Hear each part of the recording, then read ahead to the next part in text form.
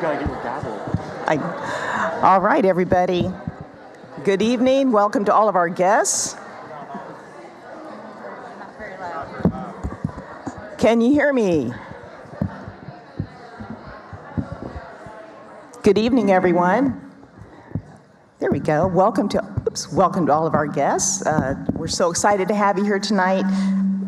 We have a lot of recognition and celebration, so I'd like to go ahead and call the April 20th, 2023 regular meeting of the Marysville Board of Education to order. Can we have a roll call, please? Mr. Ferguson? Here. Mr. Keck? Here. Ms. Savage? Here. Mr. Smith? Here. Ms. Devine? Here. And now if you'll all stand and join me in the Pledge of Allegiance, please. I pledge allegiance to the flag of the United States of America and to the republic for which it stands, one nation, under God, indivisible, with liberty and justice for all. Thank you. I'd now accept a motion to approve our agenda. So moved. Motion by Mr. Smith. Second. Second by Mr. Keck. Roll call, please. Mr. Smith? Yes. Mr. Keck? Yes. Mr. Ferguson? Yes. Ms. Savage? Yes. Ms. Devine? Yes, motion carries. And now we're going to head down here and move on to the next part of our agenda.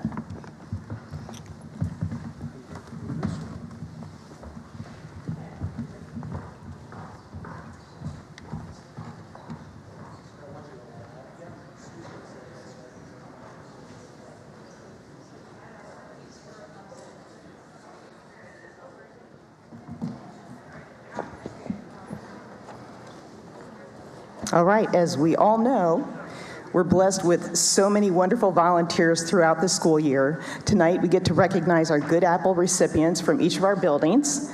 The time, effort, and support these people and businesses have provided has such an incredible impact on our students, their families, our staff, and our community. Once we hear about and recognize everyone, we'd like to get some pictures, as Ms. Sallin said. So right now, before things get hectic with the pictures, I just want to make sure that you all know the entire governance team sincerely appreciates each and every one of you. We couldn't do what we do without your leadership and support. So with that, we can get started. Is it on? Okay, good.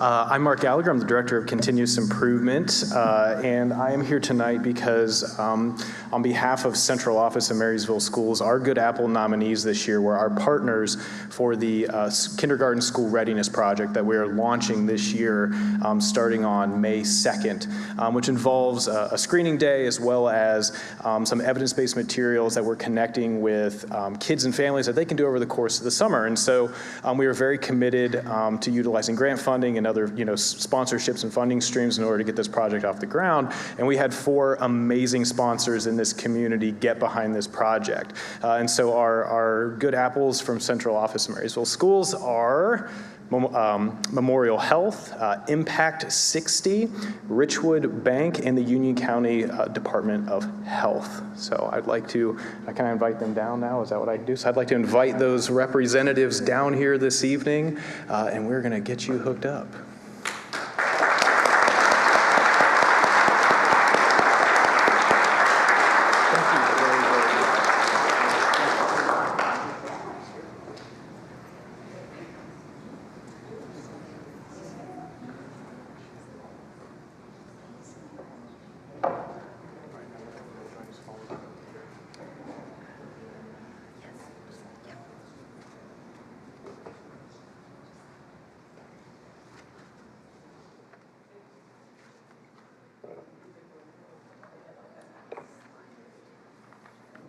Stand next to me. You get to stand next to me. Good evening. My name is Chris Campbell. I am the principal at Edgewood Elementary School, and it's my honor and my privilege to present Rhea Flynn as our Good Apple Award recipient for the 22-23 school year.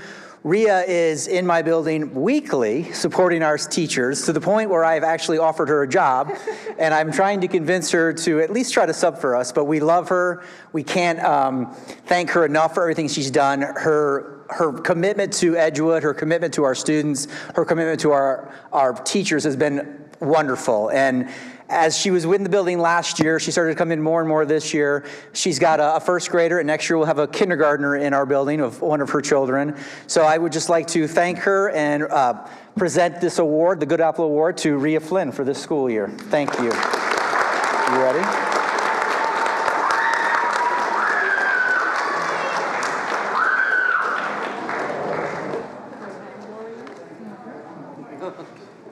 All right, well, I'm Karen Wells. I'm principal at Northwood Elementary School, and I'm proud to present Doreen Hicks as our Good Apple Award winner. Doreen's been with us for a number of years because her grandchildren have been at our school and she's been then, and her thing is books. So she helps with every single book fair we have, and she always seems to bring in a little bag of change for those kids who don't quite have enough money, or now because we have to pay tax, they have to pay that tax to cover that. Her goal is to make sure every kid gets the right book, that they all get a book. In fact, earlier this week, I go in there and she is sitting on the floor counting out some change for a student brought in because, you know, they just bring a bag of change. She's counting it out, telling them what they can get. Oh, yes, you can get this, you can get this. So she figures it all out so that every child goes away with something that they were looking for. So we really appreciate it, and thank you very much.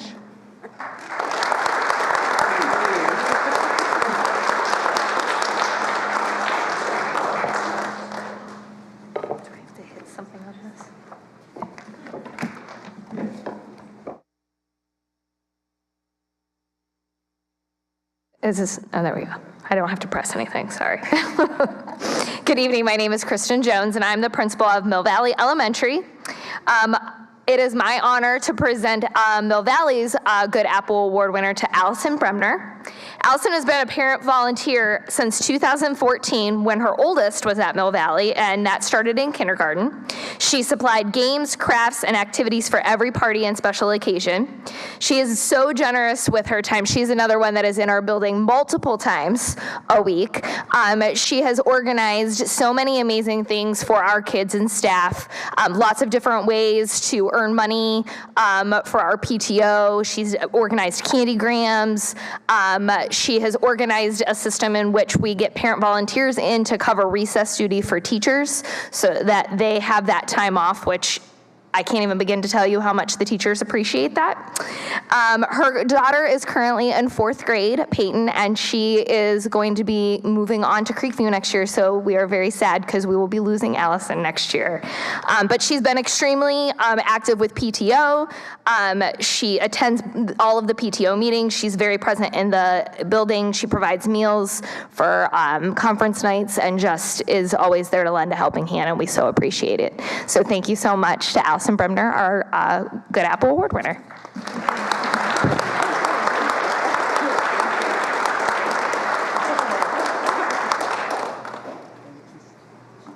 Just lay it right there, then we can give it to him.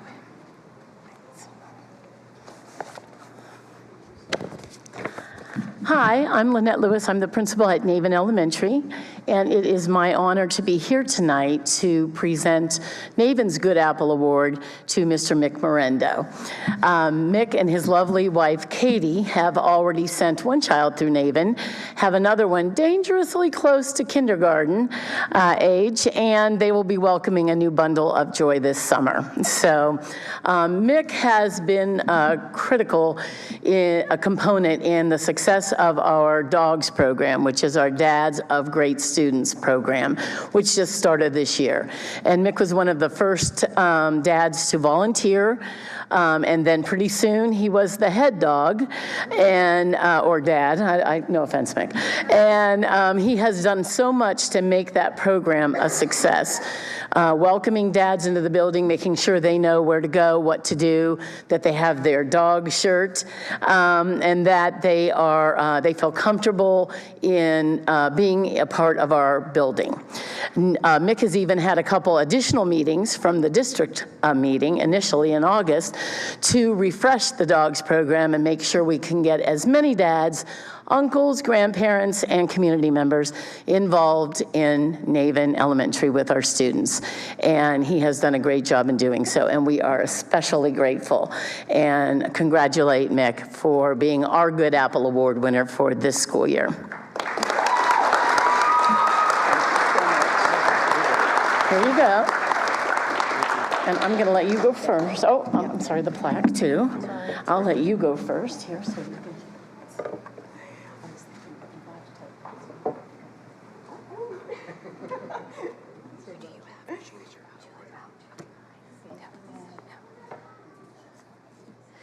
Good evening. My name is Michelle Koffenbarger, and I'm the principal at Bunsold Middle School.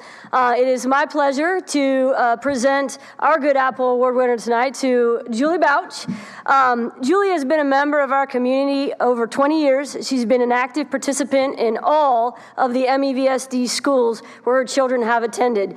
As she came in this evening, she says she's on a very tight schedule tonight as she's running back and forth. So I appreciate her making sure to be here with us so that we could honor her. Julie has given countless hours of her time in the performing arts pathways at both BMS and MHS. This year, she really stepped up and became an integral part of the Mini Swingers show choir family. She has handled all costuming this season. That's a talent. Yeah, you don't want to see me so. From measuring students, purchasing accessories, making alterations, exchanges, etc., she does it all. The costume department is all Julie. She is also the head contact person for the annual Showcase Show Choir Invitational. This invitational is a huge endeavor that includes middle school and high school show choirs from around the state of Ohio. Julie contacts all choirs and their directors, makes the schedules, manages the committees and their tasks. A tremendous amount of time and effort is needed for this, and Julie fully embraces it. Julie just isn't part of the show choir family, but also the Bunsold family too. She is personable, kind to our students and staff, and greets everyone with a smile and a hello. Julie and her husband Brian have 5 amazing children and are part of MEVSD. Julie, congratulations for being our Good Apple.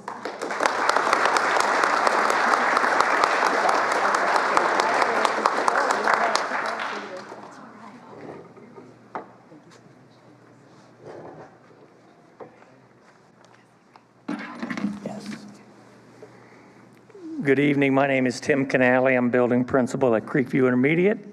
I am honored to present our Good Apple Award to an exceptional individual who has dedicated countless hours to our Creekview school community. This person has been a valuable asset to our school and has positively impacted both students and staff. This year's recipient of the Good Apple Award goes to Jesse Weithman. Jesse has been an active member of our school's performance, Susical the Musical, serving as a committee chair for the costume committee. Her son Hayes is with us tonight. Hayes was Horton the elephant, and Hayes gave a remarkable performance. I know we're going to recognize Jesse, but let's recognize Hayes as well. Jesse took on a leadership role, working countless hours at Creekview and at home, sewing, gluing, ironing, and designing the best costumes ever worn by Creekview cast members. She helped organize and execute one of the best school performances we've had in our 23-year history. Jesse's dedication to our school community is truly inspiring. She embodies the spirit of volunteerism. Her unwavering commitment to our students and staff has significantly impacted our school, and we are grateful, Jesse, for your contributions. Thank you so very much. Thank you.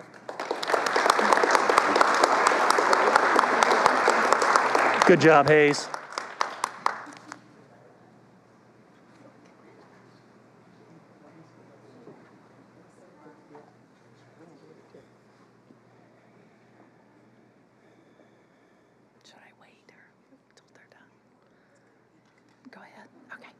Hi, I'm Carol Lentz, principal at Raymond Elementary. I have the honor of recognizing our good apple for this year.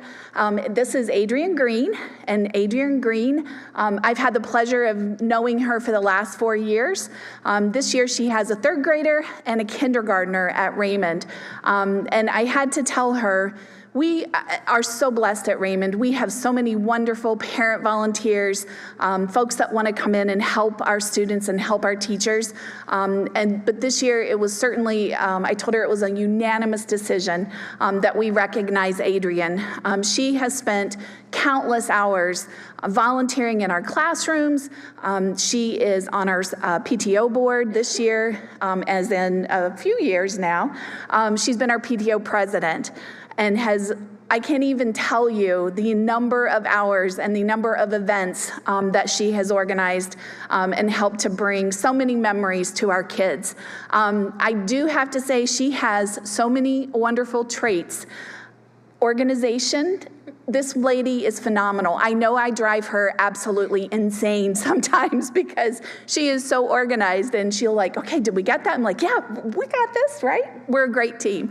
And the other wonderful quality that I love about her, she will go out and she represents Raymond to our community, and I love that you love Raymond. I think that just says a lot. But she goes out, she will get donations, and I love it. She's like, well, you never know if you don't ask. Let's go ask and see if we can get donations. But I love it. She is just an amazing, amazing lady. We're so fortunate to have her and her wonderful family at Raymond, so I can't thank you enough. Thank you.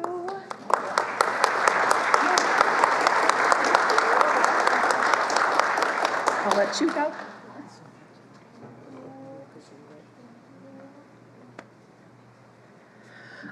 Hello, I am Jen Hinderer. I am the principal at ECHS, and I'm honored to present Steve Cox as our Good Apple recipient this year. As many of you know, this is my first year serving as ECHS principal, and I have to say I probably was more nervous for this job than anything I've done, and I wanted to do it well. And Steve and his wife Laura and Mina, they were actually one of the first families I met over the summer at Meet the Principal Night. So encouraging, so amazing and positive. And when we put together a parent advisory committee, I knew I wanted to get some real honest feedback. And our staff all identified their family as one to talk to. And I remember that night, them talking about, Laura and Steve talking about their daughter's experience at ECHS. And I remember thinking, like, that's it. That's the heart of what I want every parent to be able to say about our school. But they also gave really honest feedback, and they were always willing to contribute and have a conversation about where we could go. And it was awesome. We took that feedback and used it in our school. A little bit later, we started our STEM Solutions Day, which was a school-wide design challenge that invited community leaders and business owners to come in and speak. And Steve Cox, I-9 Sports, like #1, first one to commit. He came in and dedicated a day to our kids, presenting an authentic problem from his business to our students. Did such a good job that actually he had the largest number of kids sign up. And what that meant was in a few months, he came back and spent a day listening to our kids propose solutions to the problem that he had brought. I walked around that day, and I walked by the room he was in several times, and every time Steve was in just deep conversation with our kids, like they were peers, like they were business partners. He wasn't just there to support his daughter and her experience of the school, but for every kid in that school. And as a new leader, honestly, it was just really inspiring, and it reminded me of the purpose. So on a personal level, thank you, Steve, but also from all of ECHS. Thank you, Steve. I appreciate it. Yeah, sorry. Okay.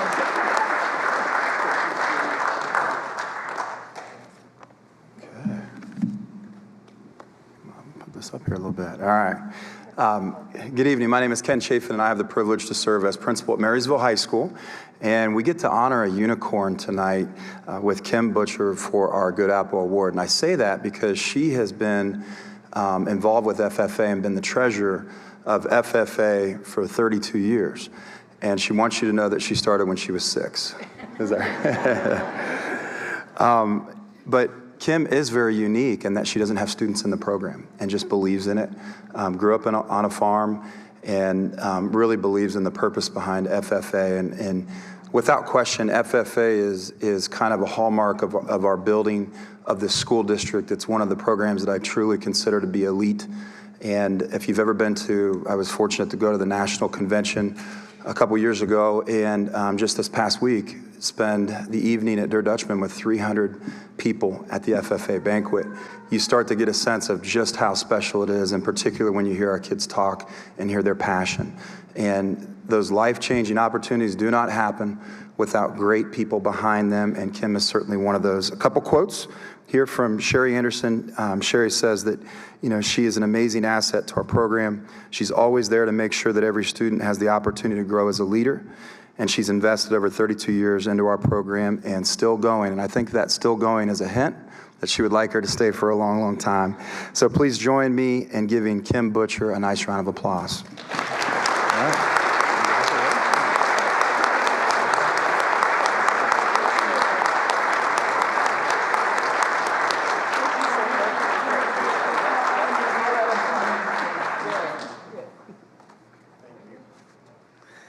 Good evening. My name is Scott Stackhouse, and I am proud to serve as principal at Tri-Academy. My Good Apple Award recipient is not able to attend tonight, but we definitely want to take a moment to recognize what all she has done. Heidi Ball, who represents the Byron Saunders Foundation, she was able to put together a Thanksgiving dinner box for every single student at Tri-Academy. She really went above and beyond. These boxes did not feed a singular student. These boxes fed a family. So she put a lot of work into it, a lot of sweat into it, and definitely want to take the time to recognize her for all the great things that she has done. So we will get this to her at a later date, but thank you, and please give her a round of applause.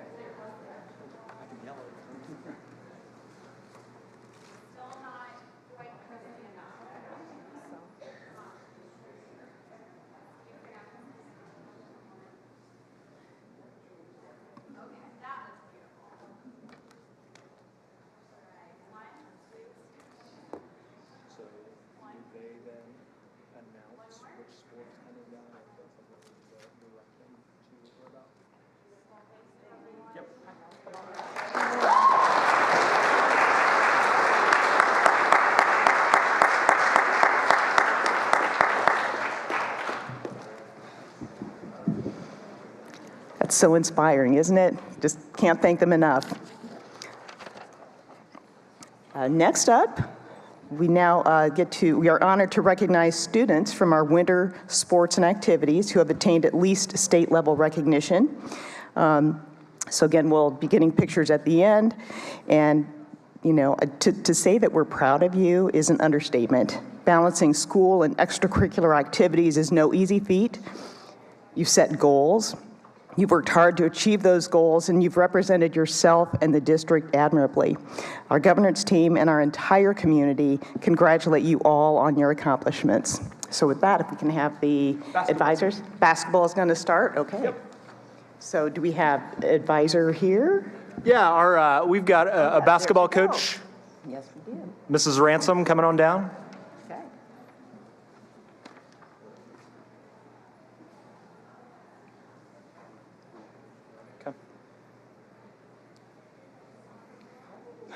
Okay.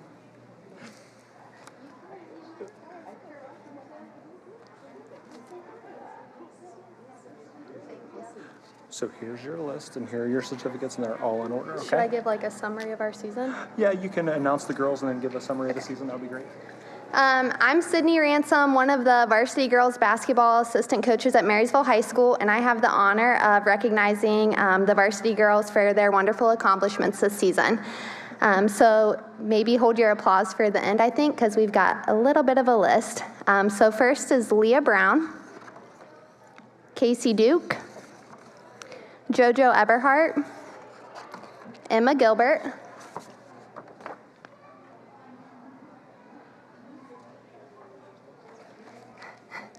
Maddie Hansen, Ava Krutowskis, Camry Lee,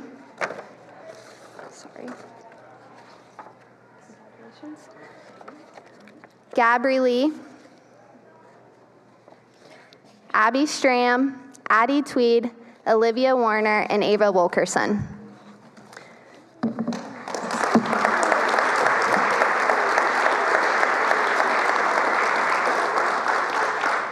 And then just a quick glimpse of our season. Our overall record was 25-3. The girls were OCC Cardinal Division champs for the third time in a row.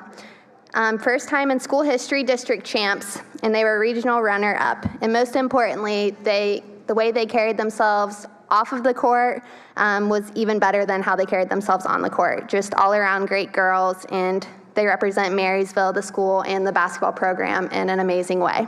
So congrats to the team and our program on such a great year. Thank you. I'm going to do the same thing and get a picture of the girl right here.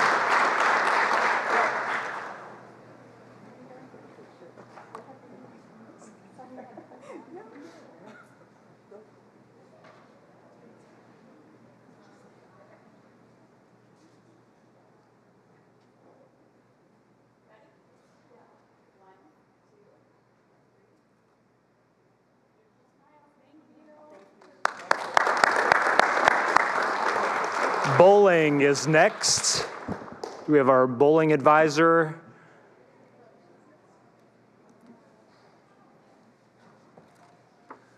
How about our bowler, Madison Strauss? Is Madison here? No? Okay, next up. Applause. Yeah. Next up, we have competition cheer. Hey, there we go.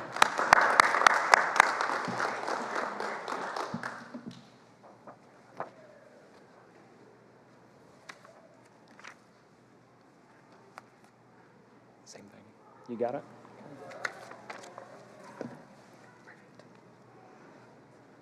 Hi, my name is Kara McBride, and I am the head coach of our competitive program here at Marysville for cheerleading. This year, we're excited to have one of our larger group of girls competing at the state level. So unfortunately, a lot of them are in spring sports and unable to be here, but we'd like to recognize Josie Calhoun, Taylor Fenby, Randall Green,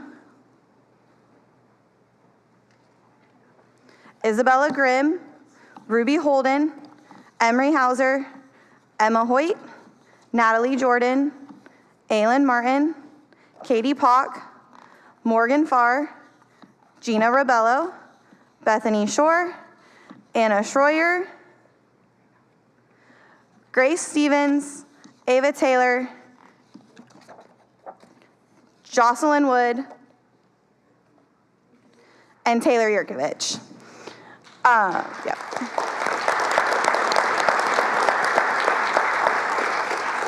So for these girls that are here as well, so they competed on both a state and a national level. This year was their first year competing in some brand new divisions throughout the state. They took home a 4th place finish at our state competition, but for the first time in school history, actually took home a 1st place at our home competition. And also at our nationals, within our division, they outscored every other single team in the state of Ohio. So at the national level, that's a really big deal, and we're very, very proud of all the accomplishments they made this year.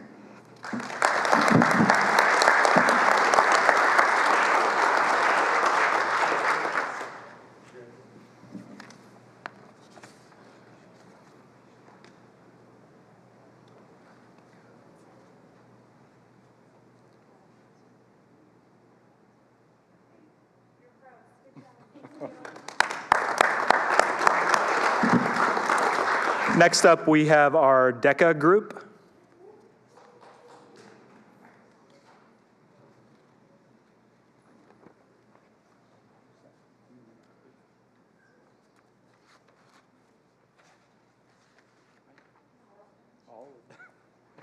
Hold on. So it starts here, and then it goes all of the way in the back, okay? Yep. Yep. They're in order.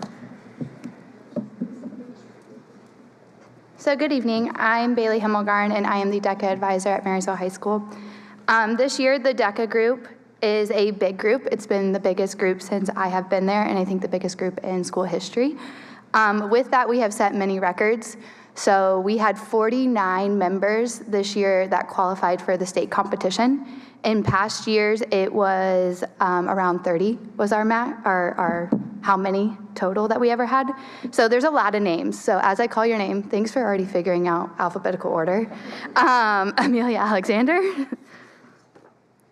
Mario Areola, Braden Bates, Blake Bertram, Gigi Bix, Brennan Booth, Madeline Bergdorf, Kavan Carr, Cayman Chandler, Seth Chapman, Delaney Chat, Sophia Klein, and a lot of them could not be here because they're involved in multiple things.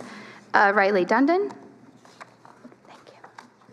Tate Dial, Emma Eads, Lauren Eitensmitz, Ashlyn Etherington, Paul Gadula, Andre Graham, Alicia Hagedorn, Mac Hamilton, Avery Henry, Skyla Hiddock, Peyton Hoskins, Jordan Jones, Ava Kempton, Abby Lulaman, Kyla Maddie, Elle Martyr,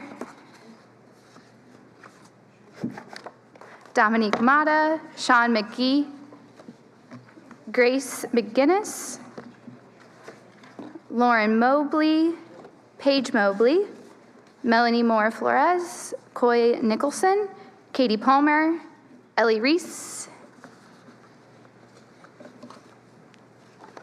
Camden Russell, Kendall Davis, Delaney Sherwood, sorry. Ria Singh, Rohan Singh, Cameron Stonerock. Did I skip yours? Aaliyah Torenberg, Lily Wolford, Saja Yusuf, and Brody McSwords. I'll find yours. So with that, setting a record of having 49 members for the first time ever, we had the most finalists being 19 finalists. We also had the most trophies brought home. So we brought home a third place from a group of sophomores, another third place from an individual sophomore, a second place from a senior, and then a first place from a senior as well. So a lot of trophies. We doubled the amount of trophies that we have in our classroom in 1 year. So it's been a really exciting year. And we leave tomorrow for Orlando. So a lot of these students, we have 14 of them, are headed to Orlando tomorrow for the International Career Development Conference to continue their competition. So congrats, guys.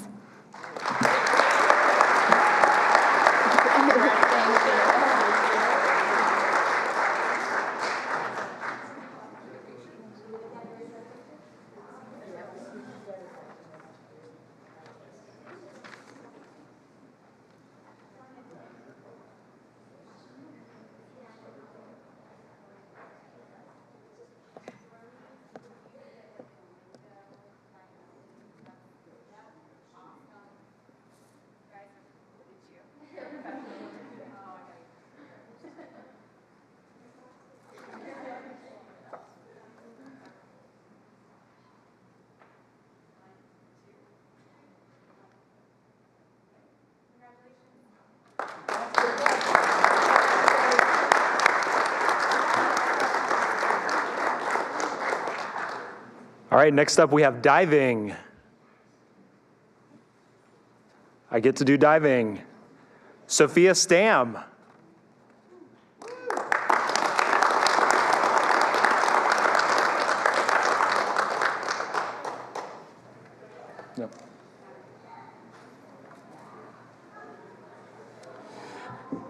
Next up, we have FFA.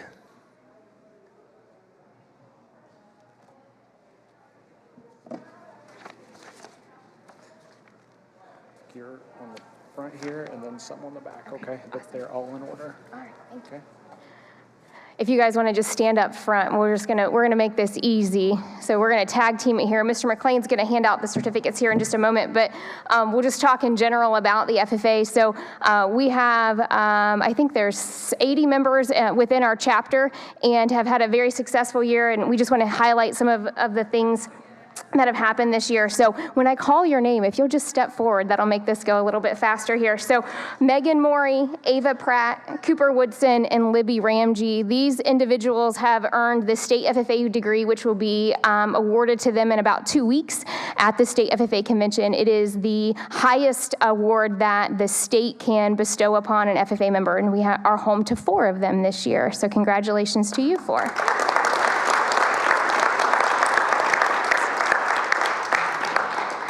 Our ag sales team competed about a month ago and earned the honor of winning the state ag sales competition, and will be representing the state of Ohio at the national competition in October. So team members are Lily Cunningham, who is running track and is not here tonight, Megan Morey, Cooper Woodson, and Libby Ramsey. So congratulations to all of them. And on a special note, Megan also was first place individual in the state, and Cooper was 4th place individual in the state. So they did a great job.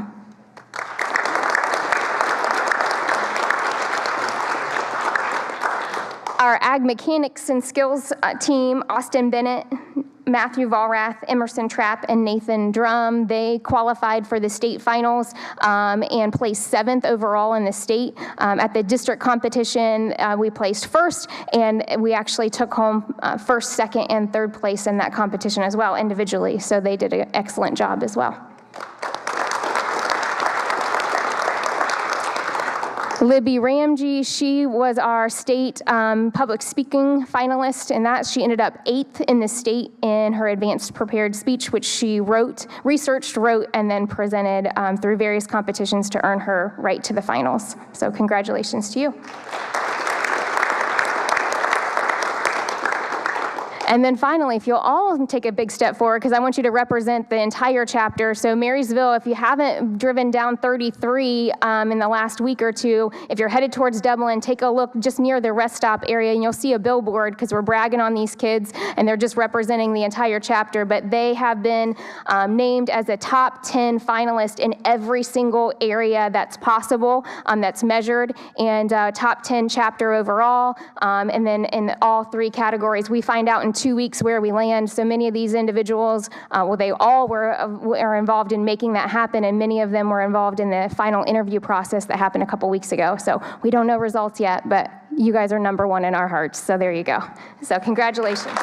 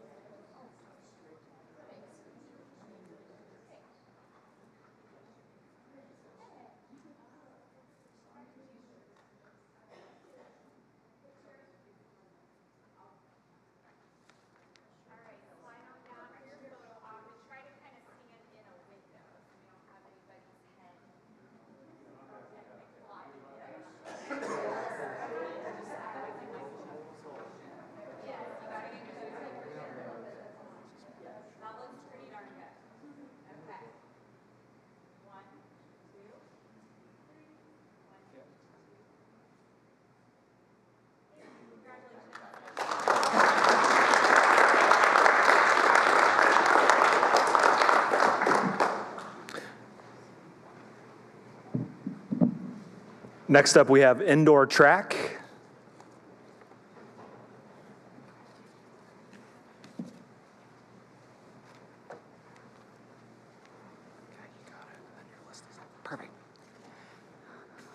I am Coach Howard. I'm here tonight on behalf of Coach Sundermeyer, who is preparing for a Fulbright trip to Senegal and could not make it, and the rest of the Monarch coaching staff as we prepare for Monarch Relays tomorrow night. We are here to honor one of the largest groups of athletes we've ever taken to the state indoor track meet. The athletes have to qualify by being in the top 24 in the entire state in Division I. We had a very successful indoor season, one of the largest groups of athletes ever coming out to compete in indoor meets on indoor tracks around the state of Ohio. We really see indoor season as laying the foundation for our outdoor season that we're currently in the middle of. So we are gonna honor those athletes tonight. So first up is Dylan Harper, who qualified in the 60-meter hurdles. Then we've got Zach Galvis in the 60-meter hurdles. Shannon Cordell in the triple jump. Paige Tallman in the triple jump. Jackie Richlick in the pole vault. Bryn Hodem in the 4x8 and the 1600 meters. Bryn is also our first ever four-time individual state qualifier. Bailey Gross in the 4x8. Ava Elliott in the 4x800 meter relay. Kylie Andrews in the 4x800 meter relay. Lila Channel in the 4x800 meter relay. And Emerson Bausch in the 4x800 meter relay. Thank you.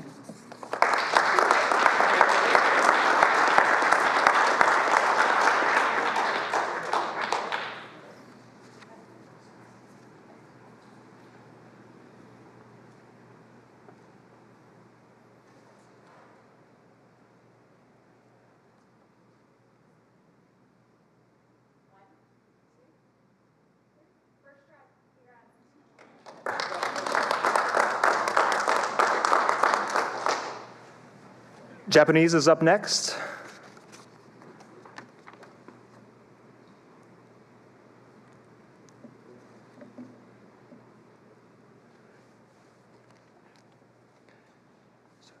here's your list. Yep, and everybody's in order. Okay. Okay. Thank you. Good evening. My name is Maki Okamoto. I'm a Japanese teacher at Banzo and ECHS. Today I'm representing whole Japanese program from the district on behalf of Tanya Pachter, who is also a Japanese teacher at MHS. So on Saturday, February 25th, we had a couple groups competing in Japan Bowl. It's like a quiz bowl for Japanese culture, Japanese language, culture, and those students study not only language and culture, but also history, arts, and many more things for a couple months outside the classroom. And we have two teams winning. So one from MHS and one from ECHS. So Arav is representing the whole program today. So thank you so much for coming with me. So Arav, congratulations.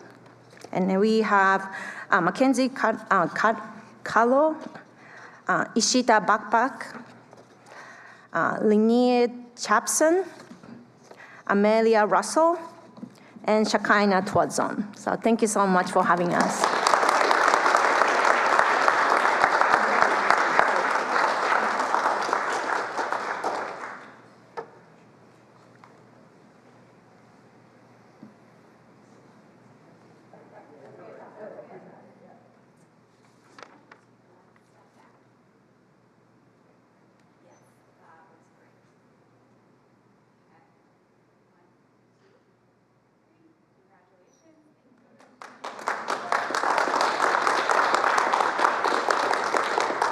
Next up, we have wrestling, both boys and girls.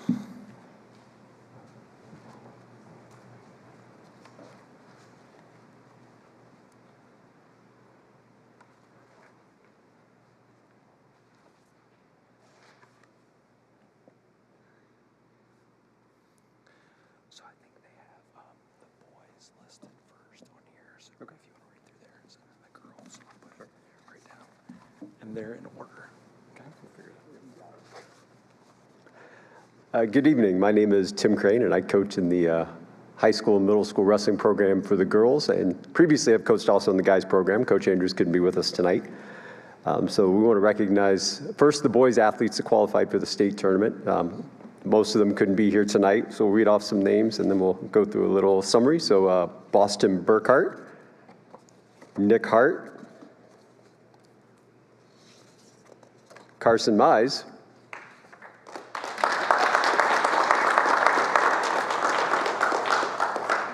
Colton Powers, Gage Riley, and Brady Seger.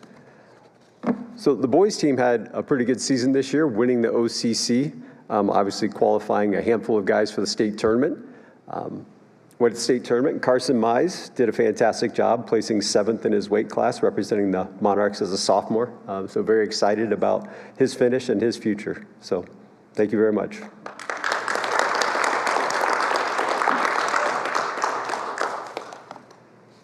Now for the girls program, we also qualified 7 athletes for the state tournament. We'll talk a little bit more about that in a second. First of all, Malia Burkhart.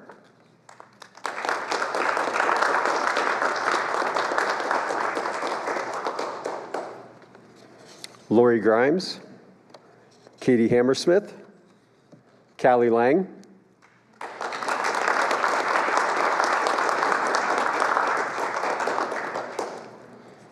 Addie Lyon, Katie Palmer, and Aubrey Reese. This was a unique year for girls wrestling in that it was the first time the sport was officially sanctioned by the Ohio High School Athletic Association. So our previous 3 seasons, we had wrestled under the Ohio High School Wrestling Coaches Association. So this year, again, first ever for us. We qualified 7 girls. The team ended up finishing 4th in the state. 100 and some odd teams represented at the state tournament, so 4th, very good finish. Malia Burkhart did end up finishing 7th in her weight class, getting on the podium, representing the Monarchs well.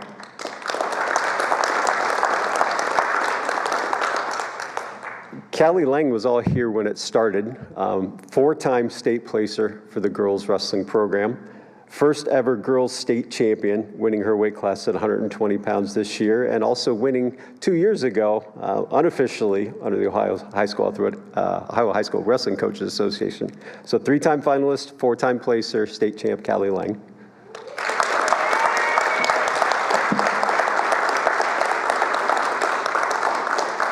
Thank you very much.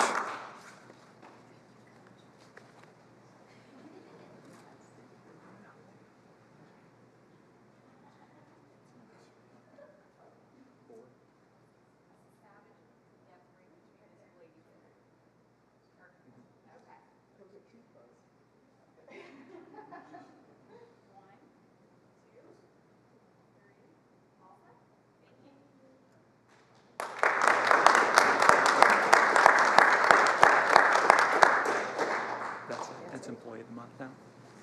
Employee of the Month. Okay, yes, okay. We're going to go, well, I think we're going to go ahead. We're going to head back up now. We're going to keep on moving on with our agenda. But again, congratulations again. It's just incredible listening to all of these achievements. So we're just so darn proud of all of you. Thank you.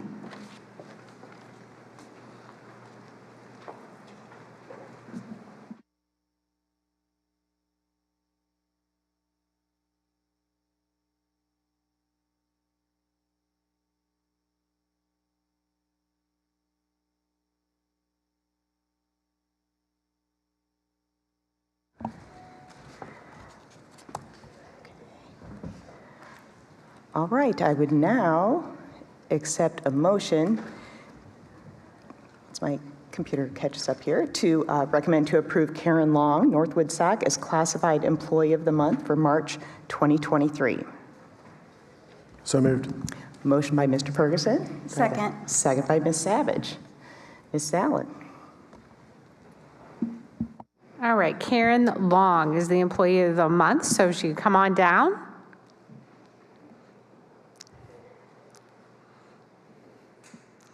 I moved down here so you don't have to walk so far. How's that?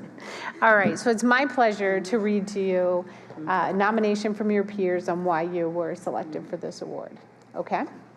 So tonight, I am recognizing Karen Long as the Employee of the Month, and she serves at Northwood What can't Karen do? She does it all. She has helped in the SAC office numerous times, runs the largest SAC site at Northwood Elementary, helps with GFS orders, and teaches our new students the policies and rules of SAC.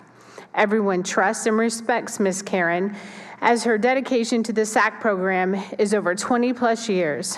She knows a lot because she has experienced a lot.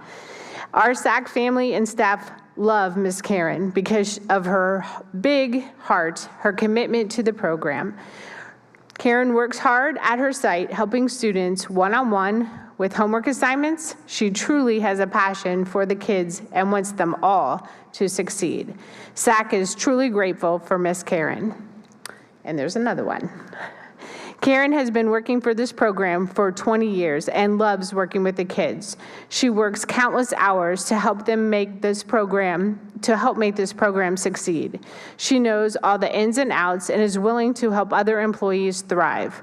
Almost every employee throughout the years has come to her for advice to help this program succeed.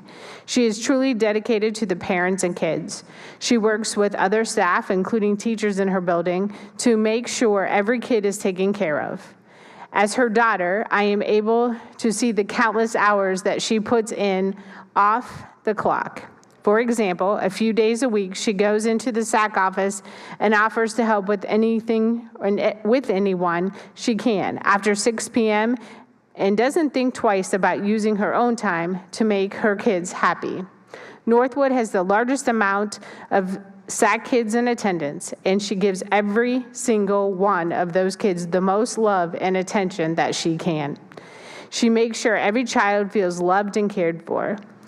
She has kids who graduate from high school come back and see her 8 years later. She believes every single kid that enters this program has so many gifts, and she will help every single one of them find it. She helps them learn to color, draw, write, and so much more. She is beyond dedicated to the success of these kids and this program. Congratulations.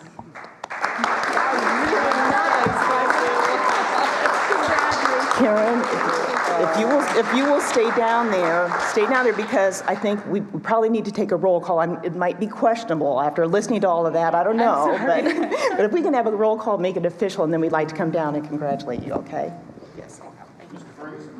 Yes. Ms. Savage? Yes. Mr. Keck? Yes. Mr. Smith? Yes. Ms. Devine? Yes. Motion carries. Congratulations. It's official, and we'll be on down. I've never read so much about someone before. That was great.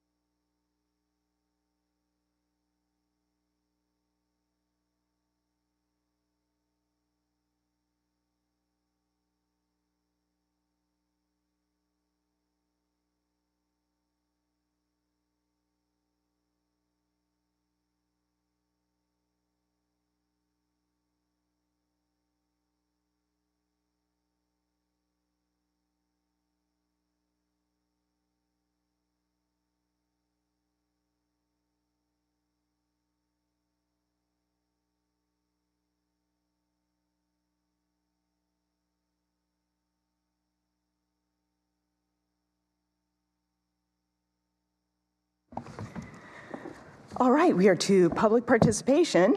I believe we have one person signed up for public participation. And I think you guys know the routine there. So please give us your name and address, and you have 3 minutes.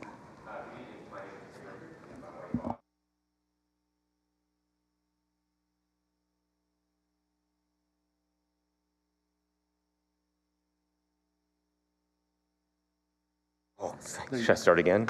Okay. So we just wanted to say thank you to Jonathan and the superintendent's office for the preparation of the policy that's being voted on tonight for the part-time enrollment. And we want to thank the board for the consideration of this new enhancement and the further opportunity amongst all the many other things that the school offers to the community and the students. And so thank you, and we appreciate it. Thank you very much.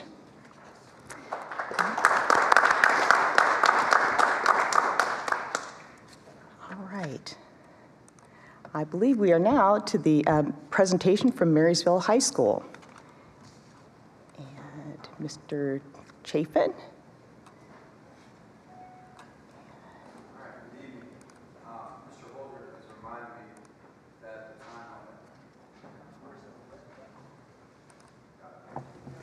Are we good? Okay. Mr. Holdren has reminded me several times that the goal is 5 minutes and 59 seconds. And so I think he's trying to say I'm really long-winded, and I concur with that. But I'm excited to talk about Marysville High School and some of the accomplishments that have happened this year, and just a really honest look at where we're headed and where we need to go into the future. So if you look at this first graphic, this is obviously our goal sheet, and it's been the foundation for all of our work this year. Our vision is definitely to look at student learning and increase achievement in key areas, and that's needed. And we know that, and we've taken a really honest look at where we're at through the lens of student achievement and learning. But also, we have a lot of work in terms of fostering connectivity and getting kids ready for the next step or future ready. And so our goals, I'm not going to read them, line by line, word by word, but they're there, and all 5 of them align with that in those key areas: future readiness, ELA and literacy, math, and then wellness. Go to the next slide, please. Okay, maybe back one. Sorry, I think we skipped one. Nope, forward. Yeah, we'll go there. That's good. Okay, so the most famous, human being or animal in our building is Odell Miller. Odell, our dog, that's in the FFA Ag Department. It's almost embarrassing to talk about Odell. I thought he was mine until he met Diane Allen. And he immediately fell in love with her and has been a really welcome addition to our building. So that's that picture. But there are certainly many things that we want to celebrate from this year. We've done a lot of work collaboratively, in particular in terms of culture and connections in the building. And specifically when I'm talking about culture, I'm talking about, how do students feel, how do staff feel when they walk into our building? Are they inspired? Do they have hope? And connections are really about, do students connect, with staff? Do staff connect with each other? Are students connected with something that they're passionate about? And we've done some, I think, really good work in those areas, and it's grown. And I had 3 students in my office this afternoon. It happens a lot, and not for discipline. They just walked in and wanted to talk. And so the question I always ask is, certainly, how do you feel our building is going? And they were really positive, and it made me feel really good, and accepting of some of, I would say things that aren't really accepted by students typically all that well, and that's, just we've tightened up several things, and they feel good about that. And then also the next question is, you will not offend me, but what would you change? And they had some really insightful ideas, but if you look at that list, there's definitely some things that we feel really good about, and I'll hit on those as we get deeper in here. So let's move on to the next slide. This is a graphic that we've used since the very first day of school, or PD, I should say, with staff, and that's just kind of rooting everything in student connections and what that looks like. And we've tried to revisit this at every PD session, revisit it in staff weekly emails and throughout conversations through the OTES process. But our vision is that 100% of our students at MHS will be connected to a trusted staff member and be able to identify them. And that's an area that we've measured through student surveys. And as the school year began, we started our baseline was about 46% of respondents were able to do that, and it's jumped to 85% in our most recent. And I think that's a real celebration. But the goal is 100%, And we need that. It's really important that every kid has a champion. We're never going to get their best out of them without that close connectivity to a staff member. And there's a lot of pieces that you can see up there that I won't go into great detail that fuel that. But it's definitely a culture builder as well. Next slide. This is just a quick graphic, and I'm not going to talk about it a lot, but you can see how the pieces come together. When we're talking about the most important instructional priority in our building is Tier 1 instruction. And it begins right there. That's an area that we have focused on and threaded into every single PD. And we're talking about, instruction that works for all kids, for sure. But inevitably, it's that first step. And we've tied that into a mastery-infused learning cycle. And our staff have embraced it. We've tied it into EL instruction. We've done a lot of PD in the area of what highly effective block instruction looks like, because it is different than a 45-minute period when you're instructing students for 85 minutes. And been really pleased with our staff and the way that they've brought it together. But that slide just kind of connects everything. Let's move on to the next one. Disciplinary literacy, as you know, has been a big key in our district. And that's really reading and writing the academic discourse every day in every class. And I was really pleased. I guess it was yesterday, we were on a call with ODE, and they said that Marysville Schools, I wish they said Marysville High School, but they said Marysville Schools is the model site in terms of disciplinary literacy and making this work come to life. And I certainly compliment our central office on that, and it's definitely filtered into our principals and into our classrooms, and we see it. So next slide. All right, we'll skip that one. But suffice it to say, no one would disagree with disciplinary literacy that has any kind of an understanding of education, research, and it's just really right-minded. So when we're looking at goals 1 and 2, as I go through them, future readiness, goal 1 is really about literacy and early literacy. And this is an area where we have really good data to share. We've worked directly, and this is through the grant as well, for a reading specialist with Renee Fairchild. She's been amazing. But we took iReady data through all 9th grade students and specifically targeted students that were 2 grade levels or more behind. We gave them an oral fluency reading. Okay, so that was another measurement that we looked at, and then also core phonics for those that needed it. But we've graduated a lot of students out, and we're now supporting them differently without that intensive support with Renee. And Mark Gallagher talks at length about this as a success. Certainly we're dealing with the population of students that literacy doesn't come easy to. And to see the numbers that we've seen graduate and move forward has been really, really powerful. And then the second goal is about our seniors, and that's focused. A lot of our work became about focused intervention to meet competency and to get to that 684 threshold for graduation. And we did extensive work in that area, and we're able to move a lot of kids and get to that competency level. But then also we've been working on those postgraduate plans. We kind of had a paper pencil system prior, and now we have a collaborative system where we're using Google Sheets, and kids are meeting with their identified staff member, their champion, and they're outlining the next steps, and we're trying to support them on that path. It's been a really good effort. So next slide. Math achievement. And so the next 2 goals really live. Much of that work is certainly done in PD, but our teacher-based teams, or our TBTs, is where a lot of it lives as well. Our math focus this year has been Algebra 1. And specifically, and when I talk about culture, we're really trying to build a data culture, because great teachers don't guess. They figure out what ladder to put their wall on. They attack gaps that are clearly there, and we do that through data. And I think that we made a lot of headway in that area. But a really powerful approach is through common assessments that we've built with Algebra 1 teachers, data analysis, and obviously shifts that are reflective of what the picture that data tells. And we've really overhauled everything with Algebra 1 and a redesign for next year, including different teachers that are going to be teaching Algebra 1. And I feel really good about that. That we have some people that really want to take on the challenge and be collaborative, and we have a group of 3 teachers that are going to fully take this on. And another thing that I've highlighted up there is that we are going to enter the year, I think maybe for the first time, at least in a long time, with a comprehensive assessment calendar for our building that outlines specifically what we need to know and when, and the benchmarks that we're looking to hit and what we're going to do with that data in response. And so I think that's going to be really powerful for next year. Next slide. All right, ELA achievement is the fourth goal. And again, a lot of that lived in teacher-based teams. Certainly the early literacy in goal 1 that I mentioned as we were talking about Renee Fairchild and her work, and then also how that's transferring into the classroom.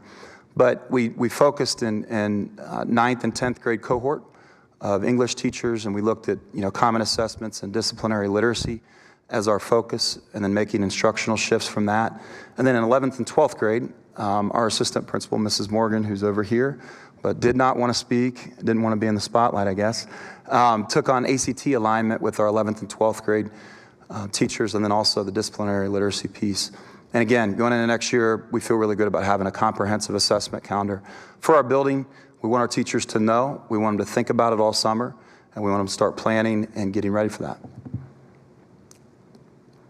Goal 5 is wellness, and I kind of referenced the growth that we had earlier. 100% of students should be able to identify a trusted adult in the building.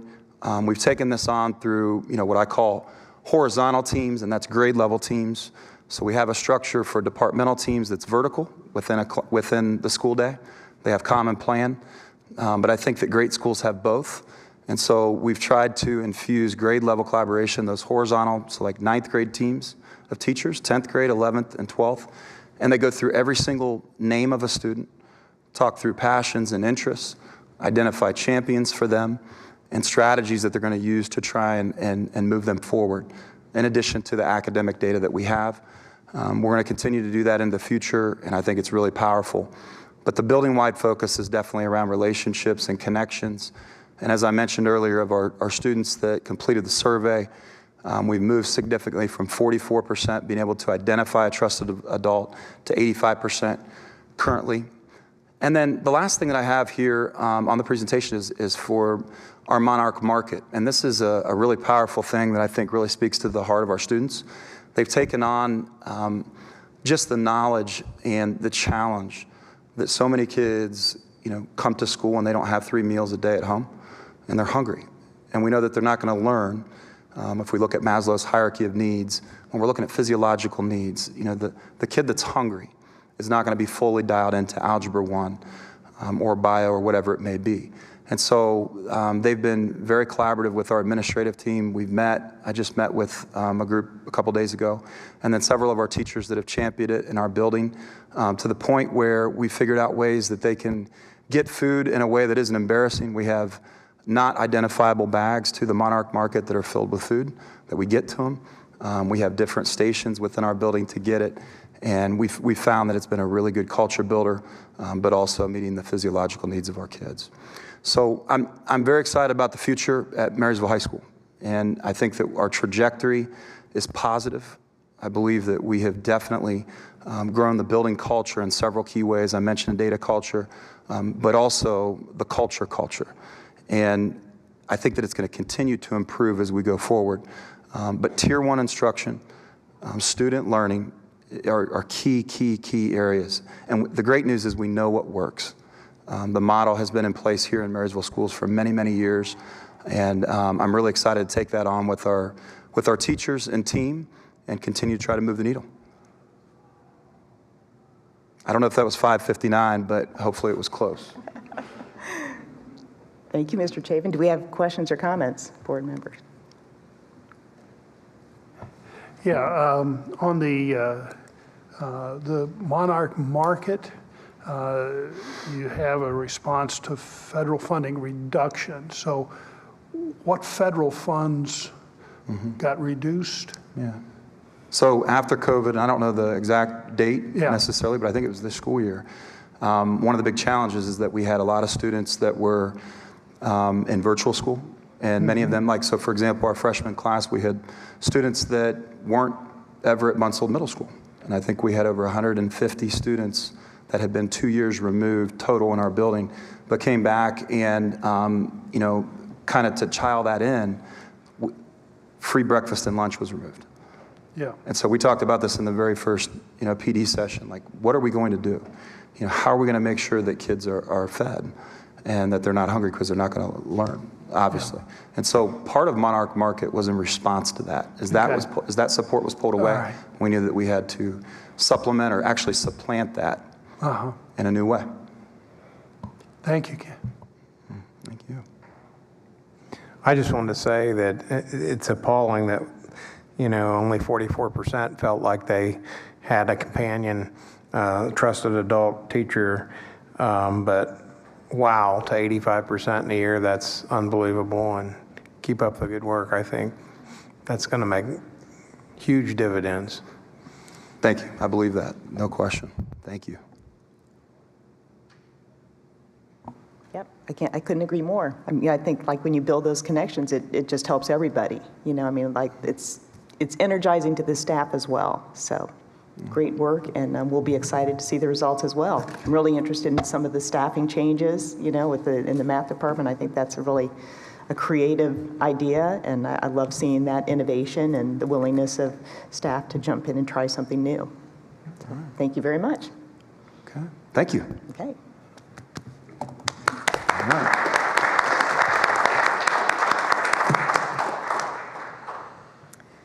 All right, we are up to reports. Mr. Cox, I believe you have a High Point report.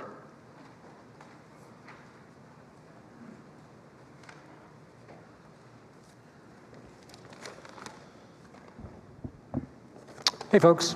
Hello. Can you hear me? Okay. So I always assume that everybody's here to see me, and by the time you all call me up, it's empty. So I'm a little disappointed, but it's all right. It's all right. So I have a very brief report tonight. I just wanted to update you on a few things. So Superintendent Rick Smith has been invited to Japan as part of a delegation that includes Governor DeWine, and the purpose is to work on strengthening ties with Japanese companies that do business here in Ohio. So he'll be taking that trip in September, so that's exciting. Open positions at High Point continue to be a challenge. Unfortunately, there had been a hope that we're going to be able to bring an aviation program to Marysville next year, but that has been put on hold because unfortunately that fell through. So now they're simply looking to fill the aviation instructor position at Urbana, which is going to be open. So that's unfortunate, but maybe that'll come back around. We'll see. At the main campus, they are in need of a diesel tech instructor as well as an engineering instructor. So keep the feelers out, folks. If you need somebody, that'd be great. High Point's convocation for this year will be May 24th, 6:30 p.m. It's going to be at the main campus. The intention is to have that outdoors, but if the weather does not permit that, then they'll move to Bellefontaine High School. Ballistic film has been installed on all the first floor windows and doors at the main campus, so they have finished that project. So, and then on a potentially bittersweet front. Superintendent Smith did just let us know he is a finalist for the superintendent's position at Eastland Career Center. So we'll know here in a couple of weeks whether that's going to come to fruition or not. So that is all I have for you folks tonight. Any questions for me? I don't think so. Thank you very much. Thank you. Thanks for being here. All right, next we have the superintendent report. Ms. Allen. I do have several things tonight to update you on. First of all, I wanted to talk to you all about an opportunity I had today. I was asked to be a part of a roundtable really focused on economic development and workforce with CEOs from Intel, other industry partners, as well as superintendent from Westerville, Johnstown, and myself. So there are about 8 of us that were on a panel with Dr. Harrison and the United States Secretary of Education, Miguel Cordana. And it was absolutely powerful to revisit our journey through change in this district and our partnership with the Central Ohio region in order to have a focus on workforce and have a focus on students graduating from high school to something and aligning college credits, if that made sense, or credentials. And so I was humbled and very proud to represent Marysville in that fashion, and really it was a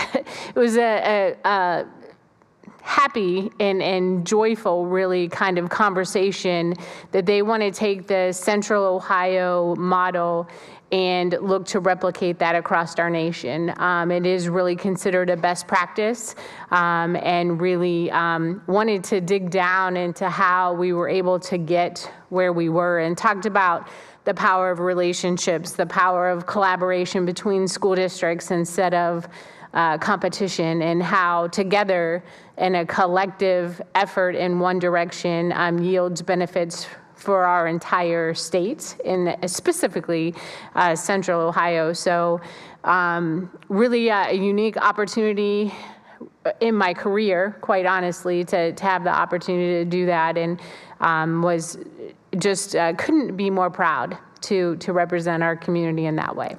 A great reminder of the work our staff and ultimately students are benefiting from. Enrollment, I wanted to cover two aspects of enrollment. So kindergarten enrollment is underway.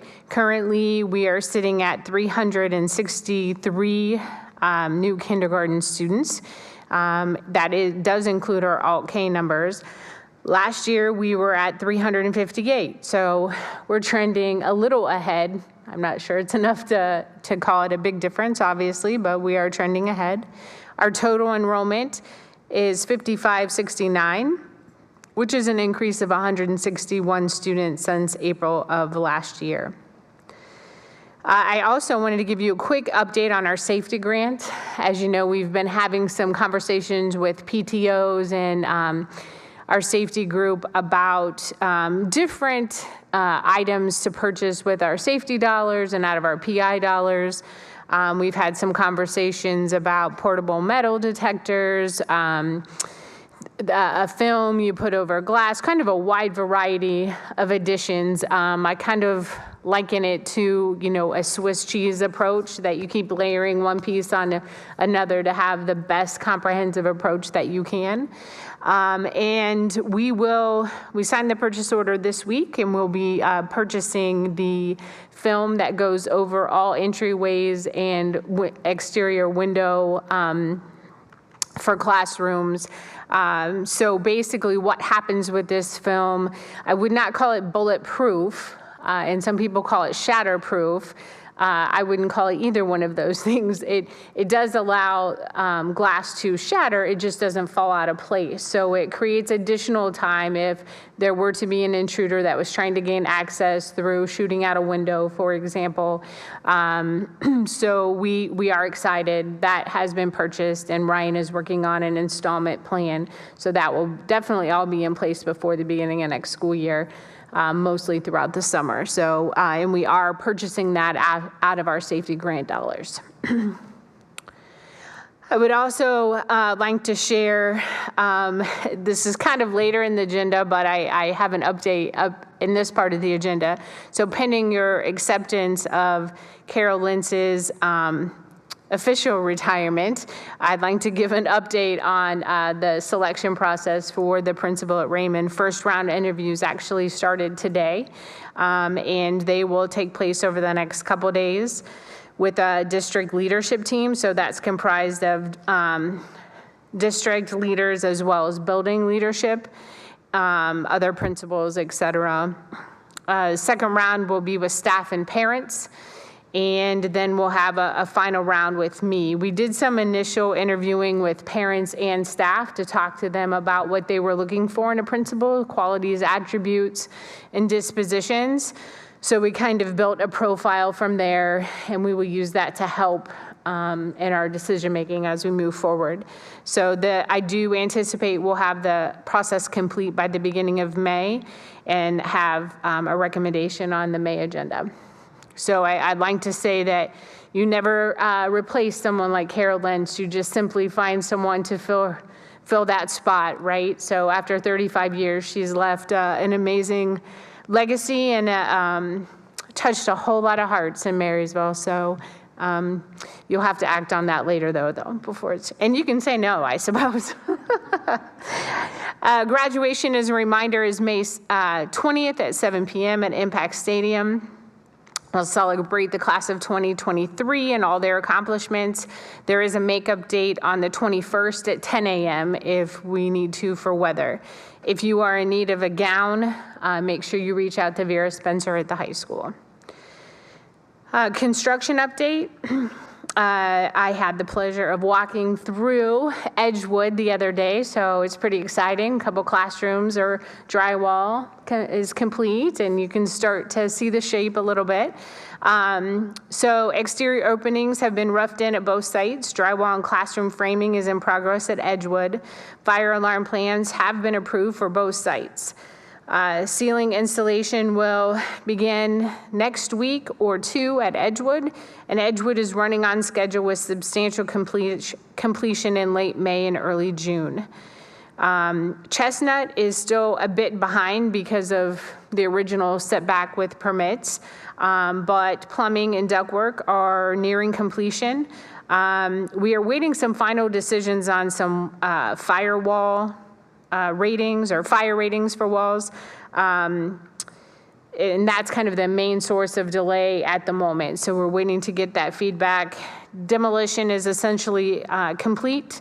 Carpet is being scheduled to be installed in the boardroom area in May, and technology will be installed after that. We are tracking completion for June, specifically in that boardroom area, not the entire project. We were able to switch out an ADA ramp and actually install a lift that resulted in about $20,000 of savings. So we felt good about that. And right now we're running on budget for both buildings, really pending the fire wall decision. So we're waiting for that. Spring testing is in full swing. Everything wraps up May 5th. I know the board is planning to do walkthroughs after that week. So if we can get that schedule, I'll make sure I'll get that to principals. The last thing on my update is really to talk through a little bit of our staffing update. I update you in regards to staffing each spring. This spring is a little different with our pending levy ask.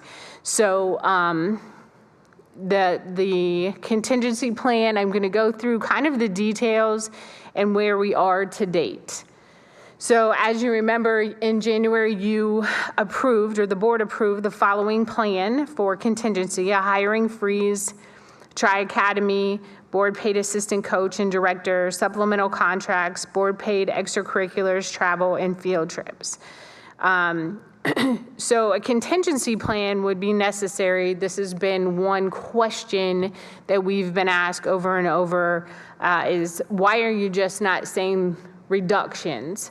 So one of the things that has become complicated is some interpretations of what a board and superintendent and the district can do. And contingency plan is in essence our plan for a failed levy to offset revenue deficits. And so that's how we are approaching this moving forward. So I think that is important to understand that it is a way for us to, I would guess, balance our budget would be the best way to say that. So the contingency plan is established to do that.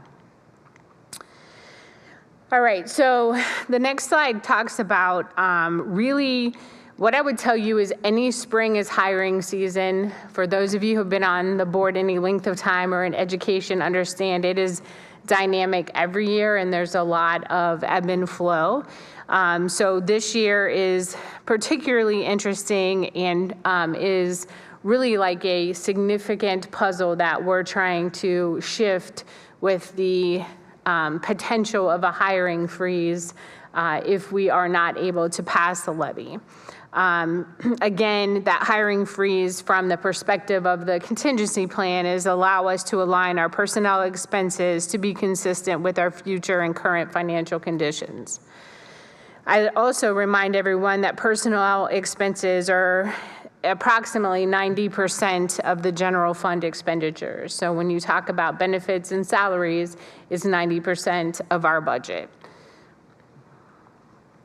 The next slide, while it might be hard to read, hopefully it won't be on your screen, is a comprehensive list of all the openings that we have in the district to date. The ones with a single asterisk are positions that we are going to fill. Transportation director, for example, currently Ryan and Jonathan are filling that spot, trying to get through until maybe we can even find an interim. We have had very few applicants for that position at all. So if we can get through with an interim, we will look at that option. And then also the Raymond principal. So we've talked a little bit about that already. You're going to see some positions that have a double asterisk. Those are positions that are likely being filled by a Tri-Academy staff person if we have to implement the contingency plan. So there are places, and basically Lynette is in the process of meeting with each person and really giving them some choice to categories where they can fit into. So someone might be able to be an aide at Northwood, but could also be a special ed aide. So we're kind of saying, which one do you think best suits? What do you have a passion about and fits you best? So those conversations are happening, started happening this week. The other positions are all going to be recognized from shifting other staff from across the district to fill those holes. So at this point, it is a pretty good list, but I would also tell you it's running, it's not as high as a normal year. So I would expect more resignations to come in just in a typical year. So we will continue to monitor it. We updated this even as of today. So it does change, honestly, almost daily. All right, on the next slide, I thought maybe I would try to kind of break things out a little bit. I talked about it being a very large puzzle. So we started having meetings, and when I say we, I should say Lynette started having meetings with impacted staff this week. So if someone, for example, we had a guidance opening, if someone is duly credentialed and has a guidance certificate, we had a conversation with that person and talked about their interest in possibly filling in that spot. So those conversations took place this week. So, people who might be a 1-8, people who might be teaching at Bunzel that are licensed 712, they could shift up to a high school position. So all of those conversations are underway. Also, as you move down, in particular with the openings, we will be looking at using all-day K teachers. We have a total of 18. However, we will have, if we move to an every other day platform, we'll have 11 teachers to fill those vacant spots. So that's what we're doing currently, is looking to where they can plug in. At BMS, we have 8 staff members that will be filling empty spots. With the current staffing we have available, so with slide 5, where I showed you all the positions we have, and we have to implement the contingency plan, we will need to switch to all day, everyday K. We will no longer be able to offer all day K. Again, 8th grade teaming would also be eliminated because of using the staff across the district. On top of that, we do project that we'll have unfilled positions across the district. I can't tell you which positions now just because we're in the middle of those placements as we speak, but it would be certified and classified. There just wouldn't be enough people to plug the holes, if that makes sense, that are open. So implications, again, I can't reiterate enough that there are many moving parts to the contingency plan right now as staff are fluctuating. 28 positions on that slide represents about 5% of our staff. I do anticipate additional resignations, we would have additional resignations in a typical year. So I think that's important to remember as well. Class size implications, so what I am going to recommend doing, or what I plan to do, is we have discussed switching people to different avenues, but there is a capacity. And so we are going to bump kindergarten classes to 28, 1 through 6 classes to 30 students, and then 7 through 12 classes to 35 students. If we hit those thresholds, then I will be returning to the board and requesting permission to advertise for spots to fill it, to fill an additional spot. But that would become the threshold. Again, in the event the ballot issue is not approved by voters, the board-approved contingency plan outlines several items, including a hiring freeze, which I kind of talked to you about the impact just now. And that the goal of that is to keep personnel expenses consistent with funding. This is to the goal of this presentation is really just to update the board with our current staffing situation and the impacts of a hiring freeze. And again, I could tell you that tomorrow this could look completely different than it does tonight. It's just the time of year, I would say, for those types of things to happen. Any questions for me? So I had a question on the 28, 30, 35 numbers. Mm-hmm. Are those dictated maximum numbers by the state? They are not. Is there a maximum number by state law? There is, but it's your total staff by student. So it's 25, but your entire staff is included in that. So it's not just the classroom to 25. So you include all your FTEs in that calculation. Okay, so all your special teachers and all of your intervention specialists, right. Does admin count as? Admin does not count in that. Okay, thank you. And that is also in our contractual agreement. And just kind of a follow-up on that, with those numbers, is that a average across the grade or across the grade levels? So like, could one class have 32 and another one have 28 if the average is 30? No, we would keep it Every at a classroom. 20, yeah, right, Gotcha. 28 Okay. across the board. Okay. Or 30 year. Right, whichever. Other questions? My question was space capacity for the 1 through 6. Is there space for 30 students in a classroom? There, in most places, yes, but we do know there are some classrooms that do not have that, specifically in Edgewood, that's an older building. So we've met with Chris and highlighting which, like the 28 kids just won't go in, and we'll cap it at the max for that classroom. And We're not going to force them in. Understood. Can the public be reminded, I guess, what's the dollar amount that we have to reduce personnel expenses if the ballot measure doesn't pass? I wouldn't say there's necessarily a have to, but when we originally introduced this contingency plan, the estimate was around $2 million. And, I guess the reason I say there's not a have to is because this would be considered phase one, so to speak, because this does not balance the budget.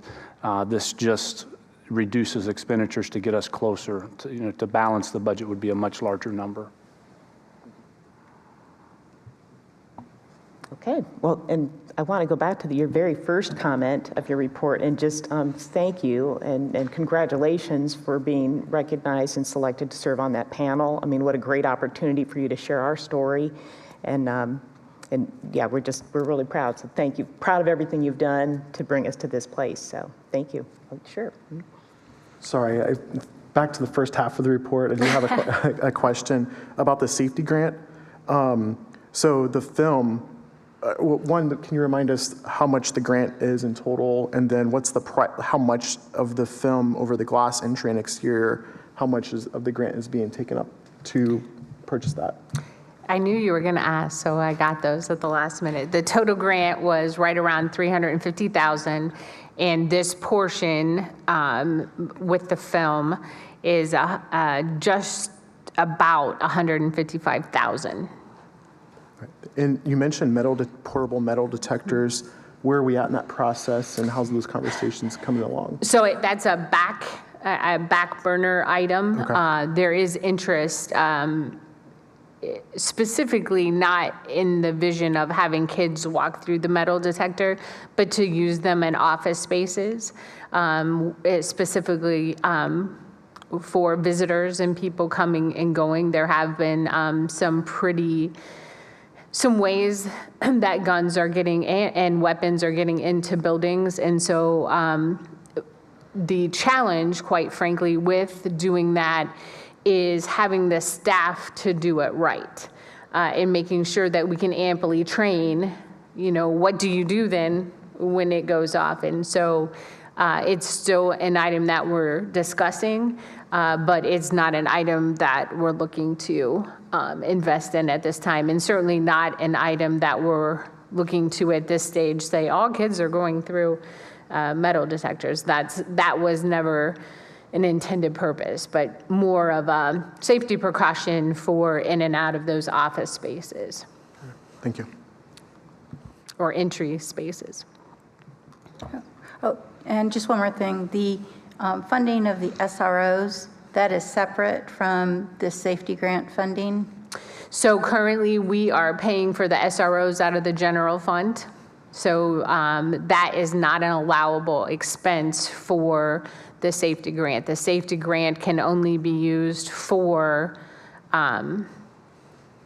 equipment type expenses. You can pay the installation, but you can't pay people. Gotcha. To be hired. Gotcha. The new budget bill suggests that there might be some funding for SROs. It does appear that maybe the last iteration has put that just back into the bucket of money and not a separate fund. But as you know, there will be many more versions before something's finalized there. Okay, great, thank you. And now, the highlight of our meeting, Mr. Johnson, five-year forecast review. Great. Well, Steve kind of hit his home when he said that, he assumes everyone's here for him and then everybody's gone before he starts. But I do want to recognize Carol Lentz as she's getting ready to leave because Carol, I do appreciate you. You've typically stuck around, but I feel free to go. No problem at all. No, I'm kidding. But I'm sure after retirement, you'll be back every April and October to see the five-year forecast. I mean, sorry. I know you're not going to be here when we go over your part, and we did talk about retire, rehire, but Carol, I can't say enough what it's been like to work with you as a professional and to grow with you over my time as superintendent. And so thank you. We will miss you, I will miss you, and your Raymond family just won't be the same without their mama. So thanks for everything you've done. And we'll look forward to seeing you with our building visits. We'll look forward to seeing you then. Great. So before I get into the forecast, we've had some questions about tax abatements. So I just wanted to give kind of some real high-level overview of that and just, I guess, some of the legal requirements and limitations. So this is a chart that kind of lists the basic several options that a municipality can use as a tax incentive. So the first one listed there is a tax increment financing, which you hear the word TIF a lot, so that's what we're talking about there. The TIFs are not necessarily, they're not a true tax exemption because with a TIF, the entity is still paying the same tax rate as everyone else. So for instance, you hear a lot about the residential TIFs in the area. So the people that live in those areas, they're paying the same tax rate as someone that's living anywhere else that's not in a TIF. But the difference is some of that funding is going to the city that is being used for specifically here is being used to pay off the debt for the water treatment plant. And the thing with TIF and what I wanted to highlight with these different options is because I think there are some misconceptions sometimes of the board's involvement or approval of these incentives. So for tax increment financing, the municipality can do a 75% abatement no longer than 10 years without school board approval. So anything above that, if they go with a higher percentage of abatement or with a higher number of years, then that would come to the school board for approval. Otherwise, that can be done without school board approval. The second type of abatement are called CRAs, Community Reinvestment Areas. There's two types there based on the timing. Then there was just recently a change with this in law that actually just took effect this year. But CRAs are true abatements. That is the case where with the CRA, the property would not actually be paying the taxes on the exempted amount. And with the new law, it used to be up to 50% could be done without board approval, but the state has increased that now. So now it's 15 years and 75% abatement can be done without school board approval. And the third type are enterprise zones. And again, enterprise zones, same as CRAs, are a true tax exemption where the property owner would not be paying taxes on that exempted value. And similar to the TIFs, 75% exemption up to 10 years can be done without school board approval. So that would, like I said, just a high-level update.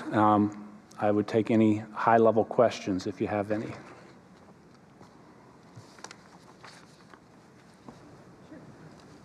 Todd, can you briefly describe what's the, when a TIF or CRA is being considered, what's the relationship with the school district and the other parties?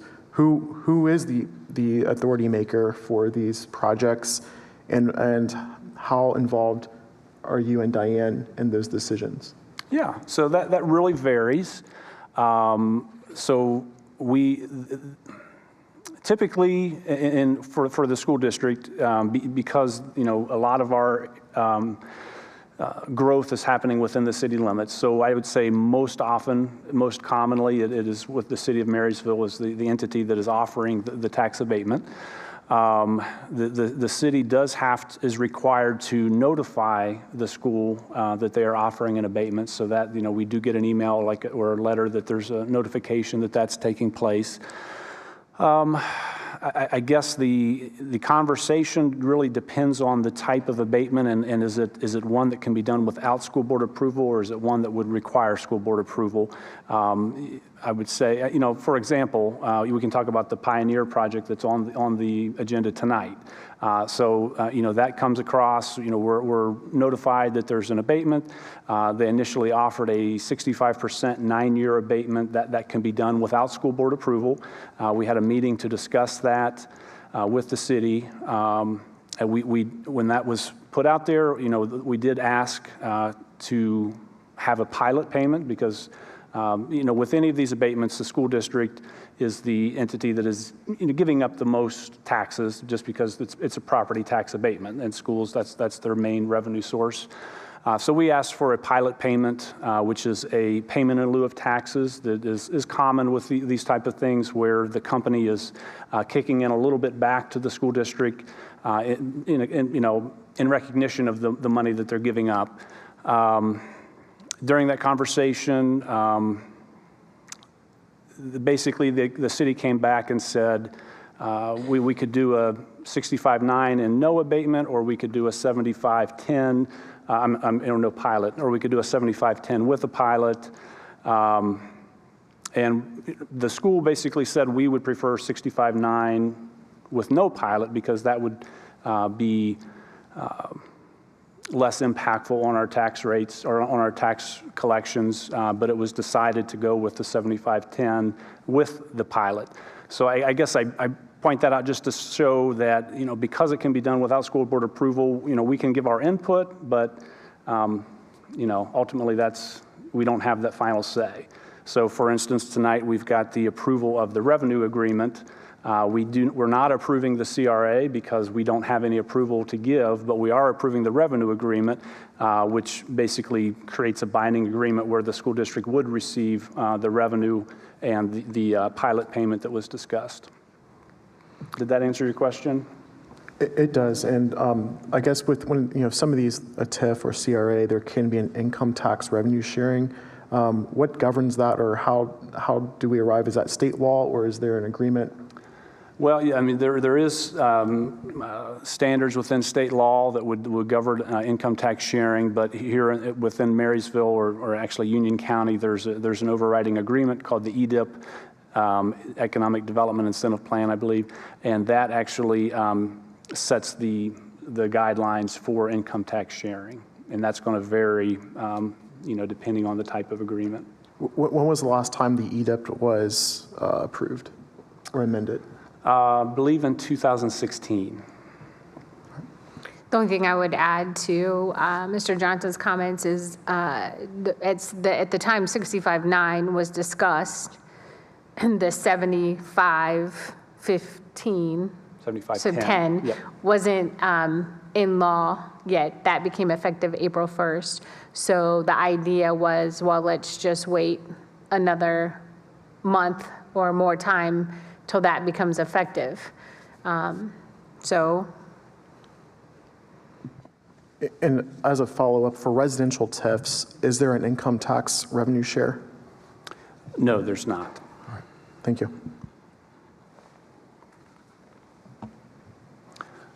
Comments? All right, so tonight, we're not approving the CRA, the community reinvestment. Correct. What we're doing is we're going to vote on whether to accept a payment that's really outside above, but outside of the tax abatement that the company will receive. Do we have some idea of how much money in tax the company will save under this agreement, or is it and I'm not asking for a specific dollar amount, but is it a considerable sum? Yeah, I wish I would have refreshed my memory on that. Okay. It is a considerable sum that the company will be saving. It's you know, 6 figures per year. I don't want to make up a number because I haven't looked at that in a while. I understand, and I didn't let you know I was going to ask that question, so I apologize for that.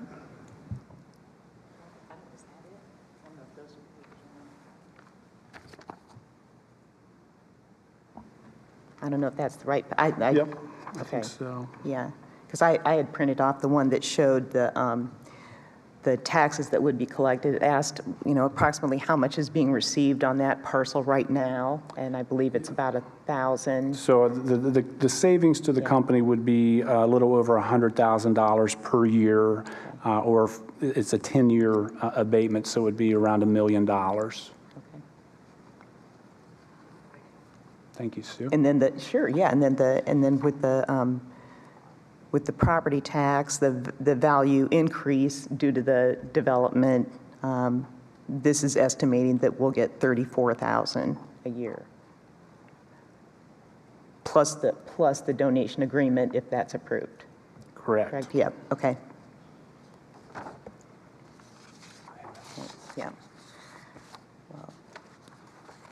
This is definitely a topic that we want to make sure that we're having good discussion and good partnership and open conversation to, you know, try and balance the cost of some of these incentives with revenues that we need to run the district, so. Yeah, well, I mean, the question, I guess, Jermaine, your basic question was, our part in the discussion. And I would just say that, one of the main things that we've been pushing for is just to have a seat at the table. Right. So that we are part of those discussions, maybe to a larger extent than what we've been in the past. Does the EDUP, I guess, fit the needs of the district, or is there a need to maybe relook at some of those items within the EDUP? And you said it was last amended in 2016, I believe. Times have changed since then. What are your thoughts about the EDUP? My opinion would be that it's definitely time to, look at the EDIP. I think there's definitely some things that could be, changed, and I'm sure, that the city would probably see some things that, they might like to see changed as well. It's just, that type of thing. We're obviously a growing community. The things that were in place that impacted us 10 years ago, might not necessarily need the same types of things now. Yeah, I definitely think it would be time to look at that. Yeah. One thing I'd like to mention is the fact that over the past year, we've been getting, as a board, we've been getting a lot more information about growth, development, projects that are before the city, and I really appreciate that additional knowledge. It helps me to kind of understand the circumstances in which things are taking place. And also, I think it's important to realize that our state legislature created these categories and laws with the intention, I believe, of trying to promote economic development in communities, to bring industry and jobs into communities and so forth. And I think it behooves us to work closely with county and city officials, township officials, to try to make sure that what happens in terms of growth in our community benefits everybody and helps us to, as a community, grow in the way in which we want to grow. So just a general question. Once one of these TIFs or CRAs or enterprise zones are put in place, is there a ability to ever change them, or are they like locked in permanently? I believe they would be locked in permanently, although I think the municipality would have the opportunity to potentially make a change. But then it would depend on what type of change, and does the property owner, would they agree to that kind of change? So that one would be a little over my head in terms of, the details. So it would require discussion with multiple entities? Correct.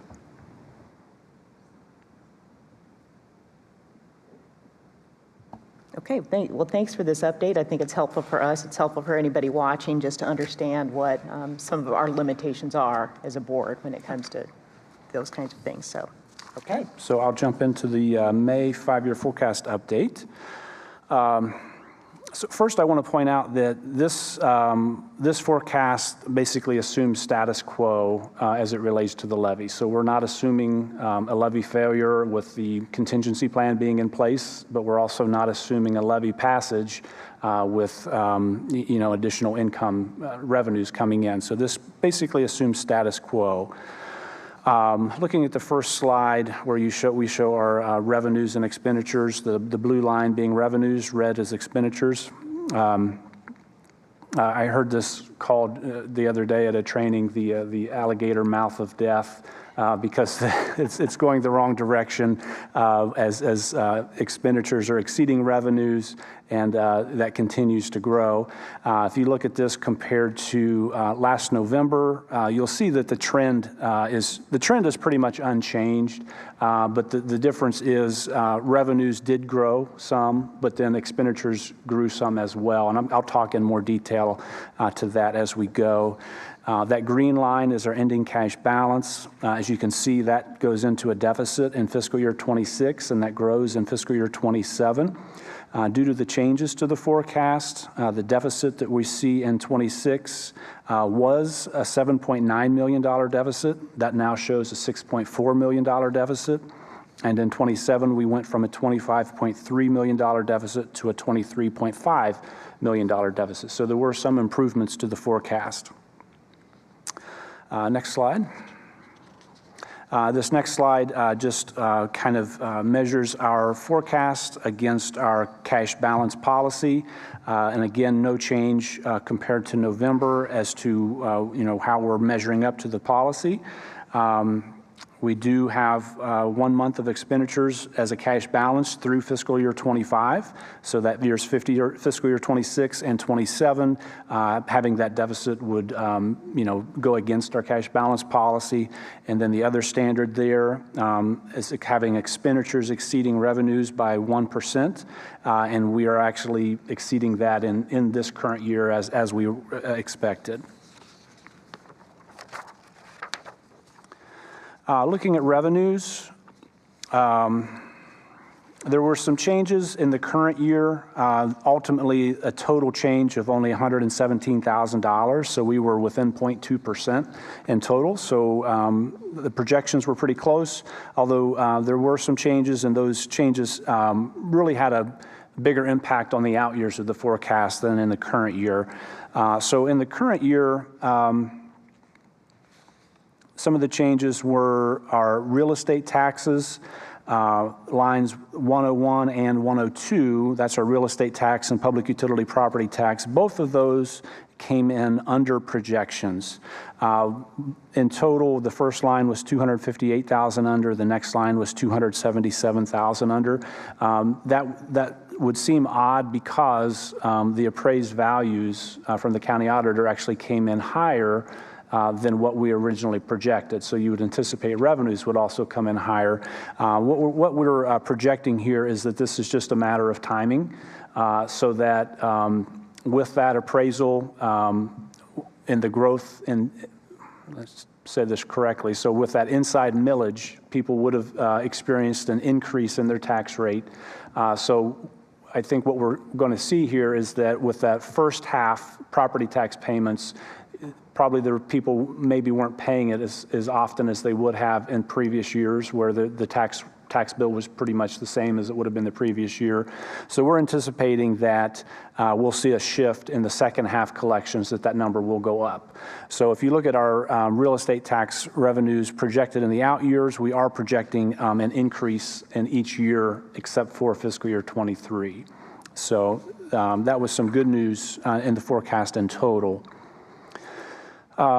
State funding, we did receive an additional $368,000 this year from our state foundation funding. There were several components that were updated after the November 5-year forecast was done. Most significantly was special ed, preschool special ed, and special ed transportation. So those components were updated and led to additional funding for the district. In the 5-year forecast, the assumptions in the out years is that level of funding will just be maintained, and I'll talk a little bit more about that in a second. And the other significant change in this year was interest revenue, and that's a number that we increased significantly in November. You know, we jumped that number up by, I think, $400,000 in November because interest rates were up so much, but that wasn't enough because the interest rates kept on going up, and they're up again this week compared to last week. So we're going to receive an additional $270,000 projected this year compared to what we were projecting in November. Put that in perspective, our projected interest revenue this year is $870,000. In November, we were projecting $600,000, but if you look at the last 2 years, we only received around $300,000 per year of interest revenue. So that's been a big boost to the forecast. However, I don't anticipate those numbers to continue. One, I think interest rates will begin to decline, and two, our cash balance is going to decline. So with a lower cash balance, we'll have less money to invest and earn interest revenues on. So I don't think this one will have as big of a long-term effect on the forecast. Okay, next slide, please. And again, this is one that just shows our local versus state funding. Again, I would say that the trend, while the numbers change some, the trend is still the same, meaning the gap between local and state funding continues to increase. As you can see with the red line there, that number continues to drop because of the tangible personal property tax reimbursement. Fiscal year 24 is anticipated to be the last year that we would receive that, which is why you would see fiscal year 25 dropping and then staying relatively flat. I would say that the forecast I would say I'm being conservative with our state funding projections. If you just took the House's version of the budget bill that they have right now, that would mean we're getting extra funding, most likely. Now, we know there's going to be additional versions coming out, but I would anticipate that this is conservative. Now, on the flip side, for state funding overall to grow, we would need to have an increase in state funding of $700,000. Okay, so being conservative here, I don't think is a bad thing because we're getting the drop in intangible personal property tax revenues. And then the other side of things is there's multiple components in the formula, and we haven't seen actual projections. So on the good side, we're talking about potential SRO revenues. The House version updates the base cost figures. Currently we're being funded based on what it costs to fund a student back in 2018. So this new form, if the House version would pass, those factors would jump up to what it costs to fund a student in 2022. Obviously going to be higher, which would increase funding. And also, I believe they've talked about increasing the phase-in at a higher rate so that we would get closer to being fully funded on the formula. If you look at our numbers right now, we're in essence a cap district because the formula calculates we should receive, I believe the number's around $22.3 million, whereas the actual formula we're getting around $20 million. But then on the flip side, things that could hurt us, the main thing would be our reappraisal of values, which was 22%. That factor also goes into the formula, and that's a factor that makes us look wealthy compared to other districts in the state. So that's one that would, potentially pull us back a little bit. So we'll have to see, how all those factors play once the formula is complete. And we don't have a date that we can focus on that we'll have those answers. Well, you can pretty well assume that it'll be, June 30th, or the beginning of July. That's what it's typically been, because I think that is the deadline to pass the state budget, and it usually goes down to the wire. Okay.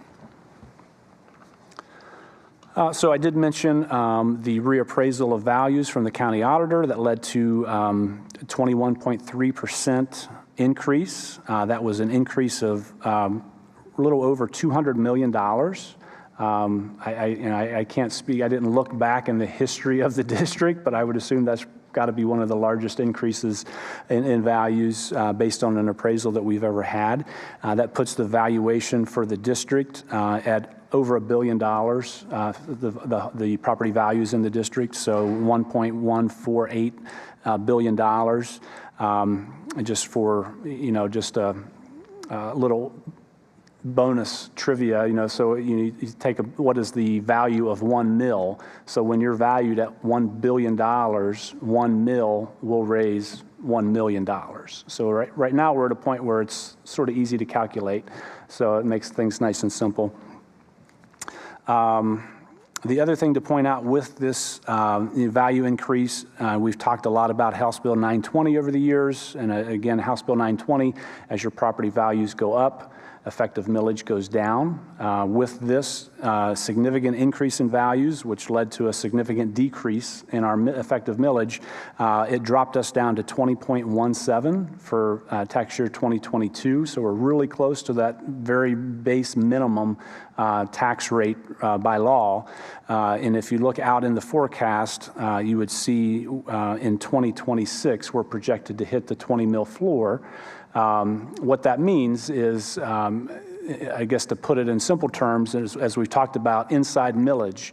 The House Bill 920 does not apply to that inside millage, which means that we would receive increased revenues on inside millage. Well, once you've hit the 20 mil floor, effective millage can't go any lower. So it's almost like that full 20 mils now becomes like inside millage, where House Bill 920 is no longer in effect in terms of reducing millage. Now, if values were to drop, that effective millage could go up, but it can go no lower. So that's why you would look out in 2026 and you'll see a low six-figure increase in projected real estate tax revenues based on an assumed increase in tax values without the millage dropping. Next slide, please. Okay, looking at expenditures a little bit. The most significant change in expenditures is on the payroll side. There's a lot of things happening this year because of the hiring freeze. So there's already been some positions that have left and have not been filled. So because of that, you're not seeing, I guess, what would be a true number this year. So the forecast assumes next year that those positions would be filled. Because like I said, we're not assuming the contingency plan is being put in place with this forecast. But the changes that will carry forward were some special education positions that we've added. So we've added 6 special ed positions this year, and those are really to keep up with requirements and mandates. We had to open 2 new preschool special ed classrooms, so that led to an addition of 4 staff members, 2 teachers, and 2 special ed aides. Then we also added an intervention specialist and a special ed supervisor. So those were positions that we had to implement, and those are continued throughout the forecast, which has led to an increase in our projected salaries compared to November.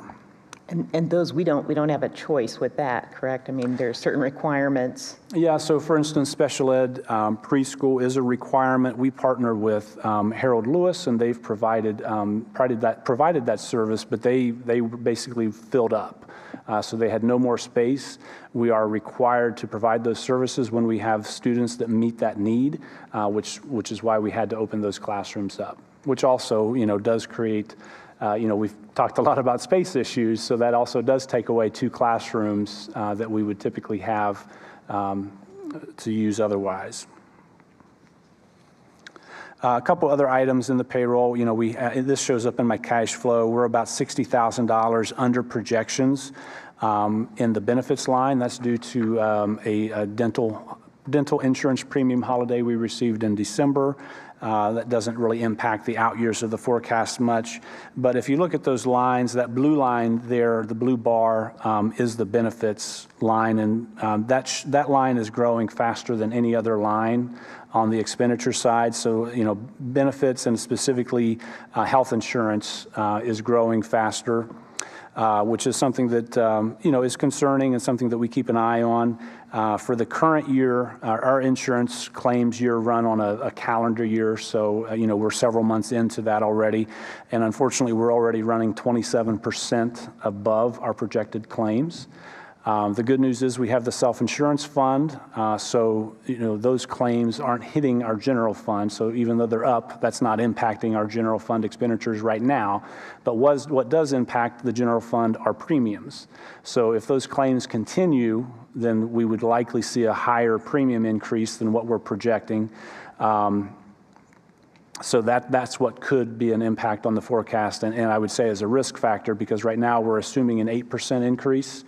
So, we have, those positive risk factors where state funding could come in higher, but there's also negative risk factors, and I think insurance is one of those largest risks. Okay, next slide, please.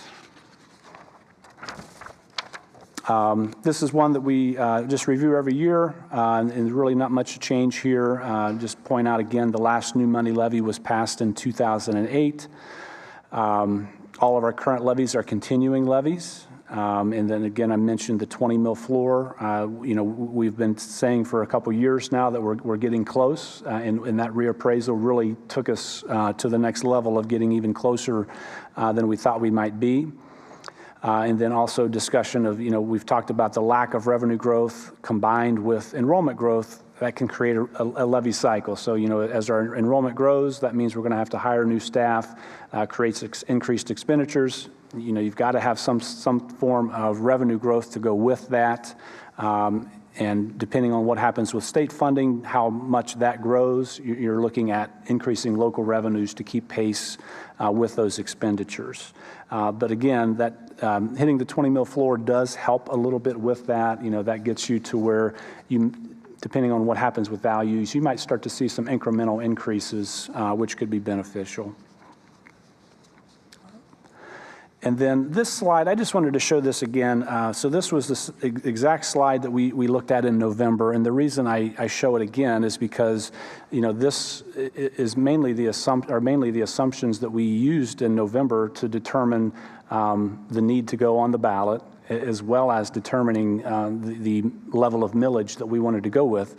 The reason I wanted to show this is to say that these assumptions have not changed.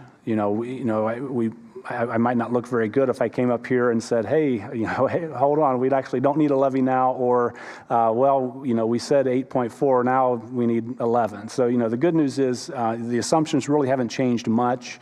Some of the numbers have changed a little bit, but not enough to move the needle that I don't think if we knew then what we know now, I don't think we probably would have done anything differently. I would say the good news with this forecast is, like I said, the ending cash balance looks a little better than it did before. We originally started with a 9.9 mil levy, and we dropped that to 8.4. With the 9.9, we said we could give a 4-year levy promise with that 9.9.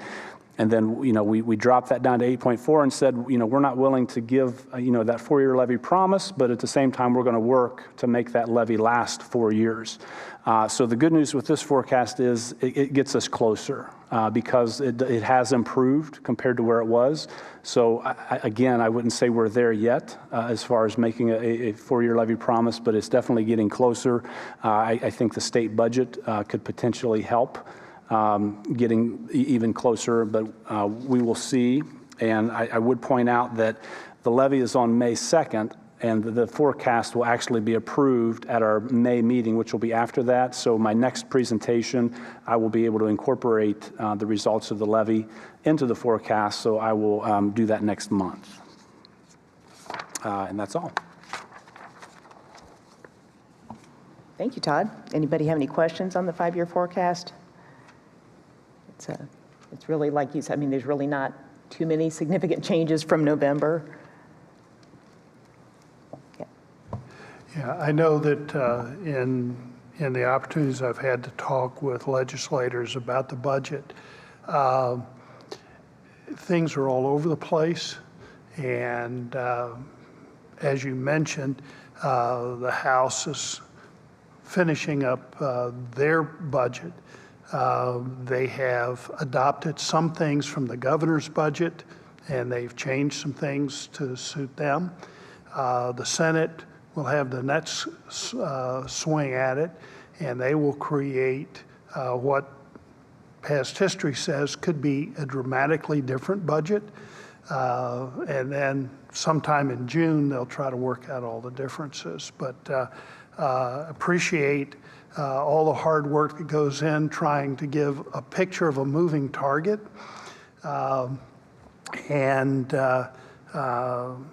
Your explanations always give me confidence that we know not necessarily what the future is going to bring, but we know where we are now, and we have some way of anticipating where we're going to be, at least in the shorter run. So thank you very much. And I also want to add in there that You did have a clean audit, so I didn't know if you wanted, I want to mention that, so congratulations, a clean audit and not even any management notes, so great job by you and your staff. Thank you. Okay, sure.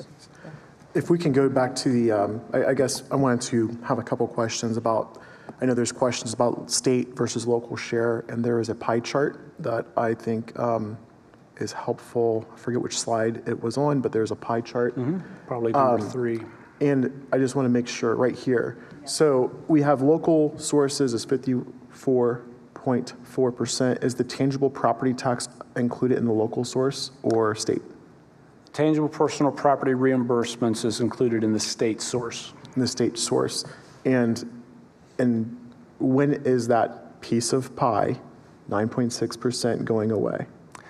We will receive, we're going to receive $700,000 less next year than what we received this year, which will drop it down to, and this is where I'm not 100% sure whether it'll drop down to 0 in 2005, or maybe we might get a little bit like $50,000. So that's, but in essence, next year. Significantly less than 9.6%. Correct. Okay.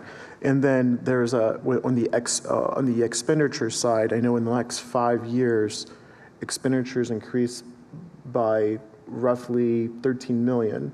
And can you describe, I've heard, someone's asked this question in the public, why are expenditures going up? Can you talk about the inputs that drive, I know you talked about health insurance already, but I guess we're a growing district, so how is that growing the expenditure line? So there multiple factors go into the projections for payroll and benefits. The main drivers would be one, there's an inflationary increase. At some points, those are known and negotiated. And if that's the case, that number is in there. If there's not a known or negotiated number, then we use an assumption. So in this current forecast, we're using 2%. So that would assume a 2% raise for staff in those out years. So obviously, that's a risk factor. That number could be higher. That number could be lower. There's also increases in there based on salary schedules. So there are step increases, there are education increases, those kinds of things. So that also increases that number. Also, we're assuming growth of around 100 students per year. Also that's a risk factor. That number could change. It could be higher or it could be lower. But assuming that growth of 100 students per year, we assume an increase of staff of 4 new teachers per year. And again, as I talked to Jermaine earlier, I would say that number would be considered to be conservative. So you look at this year, that hiring of additional 6 special ed teachers, some of that would have been due to growth and new students, but a lot of that was not. Or at least not a 1 to 25 number that we're talking about for teachers. And then also, benefits line will increase proportionately to the salaries because of retirements and those kinds of things. But then also I mentioned the insurance numbers. We assume an increase of 8%. We've had a couple years where we were below that. We've had a couple years where we were above that. Sure, yeah, and I think that 8%, I think there are a lot of companies that would be thrilled if it was just 8%, So we've done a good job with that too. Okay, great. Thank you. Any more questions? Nope. Okay. Thanks. My report is pretty darn short here. We had a community coffee this past Sunday. Also met with some concerned citizens last night. I really just wanted to say how much we appreciate the opportunity to meet in person. I think it's always great when you can talk face to face and hear what concerns are, hear their questions, and hopefully share some information with them as well. And we know that we all share the same goal of wanting our students to have great opportunities here in our district. Our May coffee is going to be on May 7th. Normally it's the Sunday before the board meeting, but the Sunday before the board meeting is Mother's Day, so we thought we would make that coffee a week earlier. Also, attended a couple chamber meeting and events. Wanted to remind everybody that April 27th is a business impact breakfast at the Early College High School, and it's going to be a superintendent's panel. So that's it for my report. I'd move on to student achievement. Ms. Savage. Good evening. Just wanted to call out a couple activities going on in our district that make make everyone so proud. So Raymond Elementary sponsored their annual Breakfast Buddies event. Students were invited to have breakfast with a special guest and take some time to visit the classrooms. This event has grown to where we have had to have 2 mornings in order to accommodate everyone. So this kind of speaks to post-2020, getting parents, students, grandparents, whoever the student is closest with, into the classroom to allow them to see what's going on and share their activities. Northwood did a passion fair. They had 18 community members come in to present to the students, to share what they were passionate about. And there was everything you could imagine, from aviation to drones to gardening to all these type of activities. And the students and the community members really enjoyed those activities.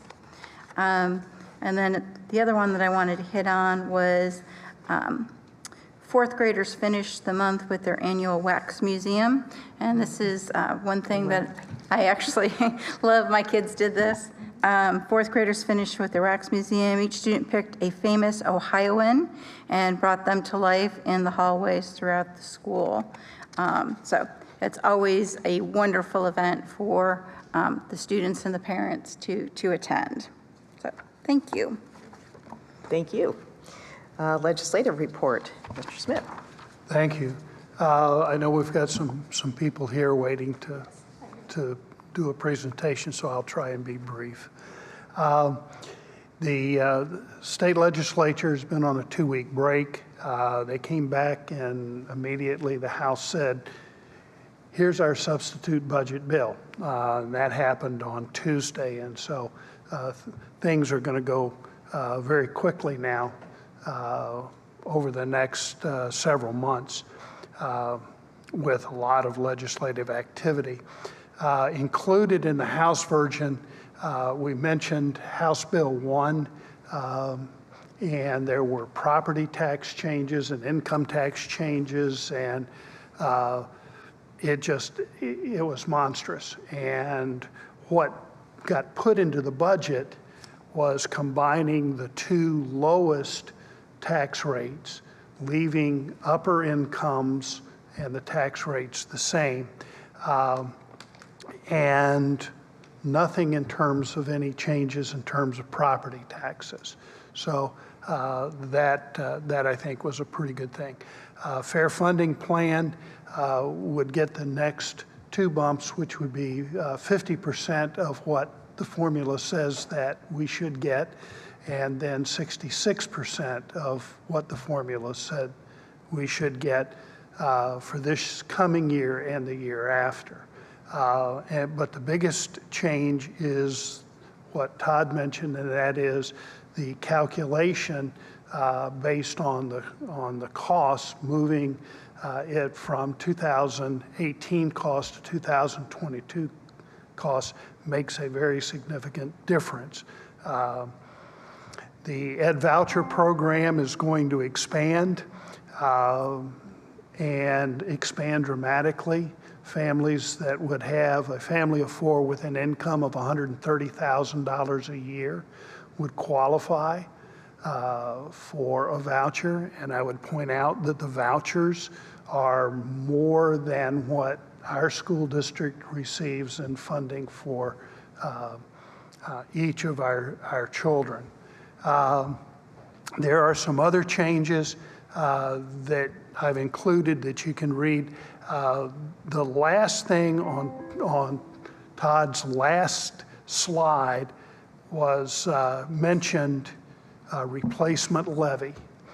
And there's a provision that would eliminate that tax category for all schools. And I contacted OSBA to get some additional information. What I was told by Nicole was that legislators view these levies as confusing for voters. Statewide, Since 2011, there have been 40 with all of the school districts. So the fact that it may not be used very frequently, I think school funding and school levies are confusing anyway, but that's where they are on that. I've listed some additional possibilities that could go into the budget. I submitted written testimony on 2 bills, HB 1, and I gave you my testimony there, and on HB 33, the biennium budget.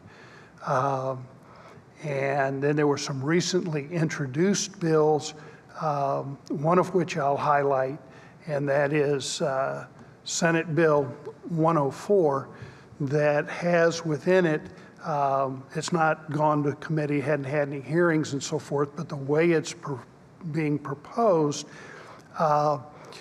the cost of college credit textbooks would be split between the school district and the university, each paying 50%. Now, the bill says that they should try to use open source materials that would be free, but that if you have a purchase-only textbook, the university would have to pay half and we would pay half. Currently, we pay the entire bill. And that's been kind of a running sore point with College Credit Plus since its foundation. The other characteristic or feature of this bill that's interesting is that there's language in here where there would be, from the chancellor, an alternative credentialing process for high school teachers to be able to qualify, to be able to teach a College Credit Plus course. And that would be beneficial, I think, provide some additional options as we move forward. So that's my report. If you have questions. Okay, no questions. Thank you very much. And now we are finally to the point for our safety and drug report. Mr. Ferguson. Yes, thank you. We have some guests here tonight. We do. For my time, today is 420, and so it's timely to bring in the Union County Drug-Free Coalition Teen Prevention Leadership Academy. I want to thank Tylee Cabtree and Jarrett LaRuse. They're the students on the Teen Prevention Leadership Academy. They were here in attendance and waited patiently, but they both had to move on. It's a school night as well. So I will like to introduce Nancy Bills of the Union County Drug-Free Coalition and Trent Hogue of Prevention Awareness Support Services for a presentation. Thank you both for being here. Thank you, Jermaine. We really appreciate being here, and my goodness, you folks have a lot of stamina. So we do have a fairly brief presentation to share. We've got 6 members of the Teen Prevention Leadership Academy, and in the past year, they've learned about prevention strategies and have done some environmental data gathering. They did a student survey, and we went out to retail establishments and observed how alcohol and vape products were sold and displayed. And so they identified alcohol and vape as the products most commonly used among teenage students here in Union County. So we'll let the video run, and we're both here to answer any questions that may come up as a result. What's that? Hi, everyone. Thank you for listening to our presentation today. My name is Emily Williams, and I am part of the TPLA, which is the Teen Prevention Leadership Academy. Today, our presentation is about our most recent activities we're doing as a group, and I hope you get some knowledge and education about what we're talking about, and have a great day. Hello, I'm Jake Schaefer, and a quick preview of some topics we'll be talking about today is the information about us, our environmental scan, and also our local community scan. TPLA brings young eyes to a problem affecting teens around the nation, and we really want to help create viable prevention strategies because prevention is a lot better than punishment. Hi, my name is Nevin Digney, and I am a 2-year member of the Teen Prevention Leadership Academy of Union County. We at TPLA are a dedicated group of young leaders in our community invested in learning more about substance use, prevention, and helping those around us. Throughout the course of our time together, we work on a wide range of projects from research and data collection to community engagement. The first thing we want to talk to you about today is our environmental scan. We set out to learn more about the availability of alcohol and vape products in our community. Hi, I'm Tally Crabtree, and I'm a junior at Marysville Early College High School. On February 5th, 2023, TPLA students went to local stores such as convenience stores, drive-thrus, and gas stations in Marysville, Ohio. We went on this environmental scan to get a recent understanding of how vape and alcohol products are marketed and priced. We took a deeper look into details like target audience, such as age, gender, race, and sexuality. We also looked for precautions that the seller took to prevent underage drinking and purchases and theft. The products that would most likely appeal to high school aged people seem to be products like Truly, which contain fruit flavor, moderate alcohol content, and cost approximately $1 per can. Several of the stores had alcohol displays very close to the sodas, cookies, candies, and other things that might appeal to a younger audience. This display of Fireball products was located near the checkout stand at Friendship Kitchen next to toys, candies, and chargers, all things that may appeal to younger demographics. Some of the observations we found during our scan was that the cheapest 6-pack of alcohol in town was a pack of Blue Ribbon for $6.99 at UDF. Juul, Enjoy, and Fuse are the most popular vape products in Union County. Vape products prices increased by 1.2 to 1.5%, which is a big positive.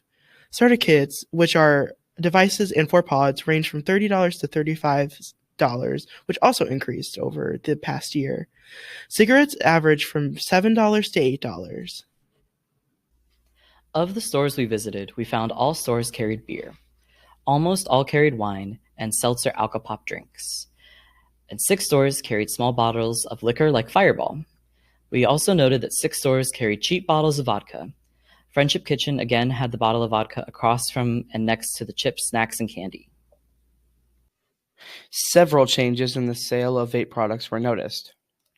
Number 1 being the starter kits with a heavily discounted vape device being $1 were no longer available.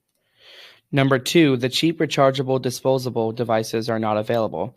Prices have gone up on these products, such as Elf bars being now $30 and up. Each Elf bar or hide has approximately 5,000 hits. Pod systems do not come in flavors due to changes in the law. However, the disposables come in a wide variety of fruity flavors. The latest trend in vape devices are ones that are shaped like beverage cups, such as soda bottles or boba teas. So hi, this is Emily again, and another activity we have done recently is our community scan through the form of a survey.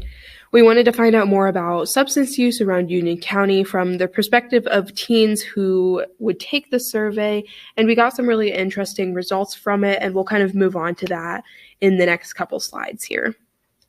So for the community scan survey results, 90% of the students who took the survey were from Marysville, although we did survey some students from North Union and Fairbanks High School. From the beginning, our goals were to understand how prevalent alcohol and vape use was amongst our peers, how peers who used were accessing these substances, what their perception of consequences for use are, and where people use if they choose to. Our survey ran from January 8th, 2023 to February 19th, 2023. We promoted the survey by speaking to our classmates one-on-one, advertising through social media platforms like Instagram and Facebook, and incentivizing by providing slap bracelets to select respondents.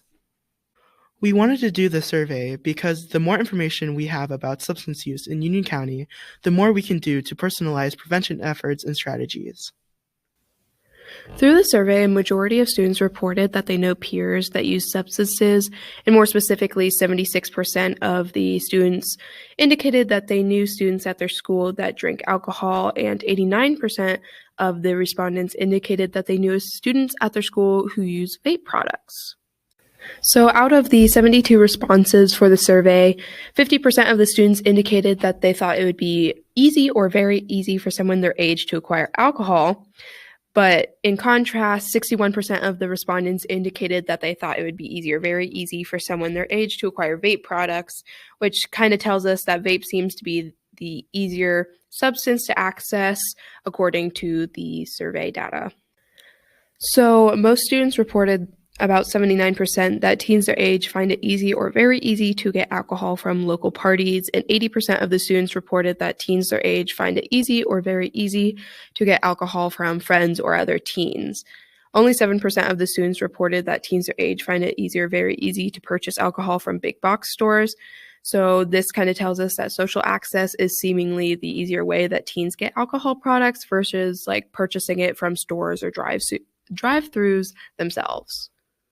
So this data kind of goes over the same questions we asked, but this one's vape. So 83% of the students reported that teens their age find it easy or very easy to get vape from friends or other teens, and 75% reported that teens their age find it easy or very easy to get vape from local parties.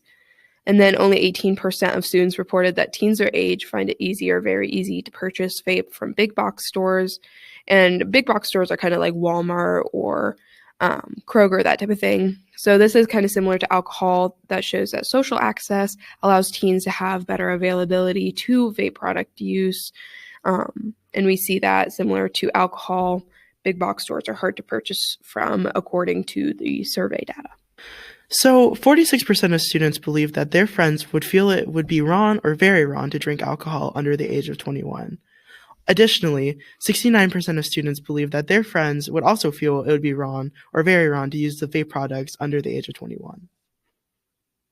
So teens reported on average that the two most likely places that they would get in trouble for using alcohol would be school and extracurricular activities, which are pretty much the same results that were reported for vape products. So some teens reported stores and places where teens their age could get alcohol and vape products pretty easily. Some of those locations included the Buckeye Drive-Thru, Corner Carryout, McDonald's, schools, Poor Boys Vapor World, Smoker's Paradise, Walgreens, and of course their friends' houses. Thank you everyone for listening to our presentation today. And if anyone has any questions, you can go ahead and ask Nancy, and I hope you have a great day. Thank you.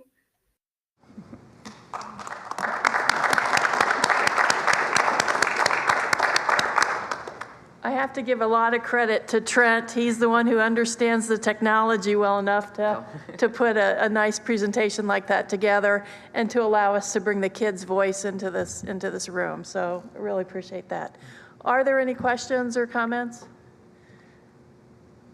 I just wanted to thank you guys for being here and sharing this information. We used to actually get something like this from, was it the Drug-Free Coalition? I think so, yeah. Okay. Yep. I haven't seen it for a few years, so it's kind of nice to see it and look at how things are changing or staying the same.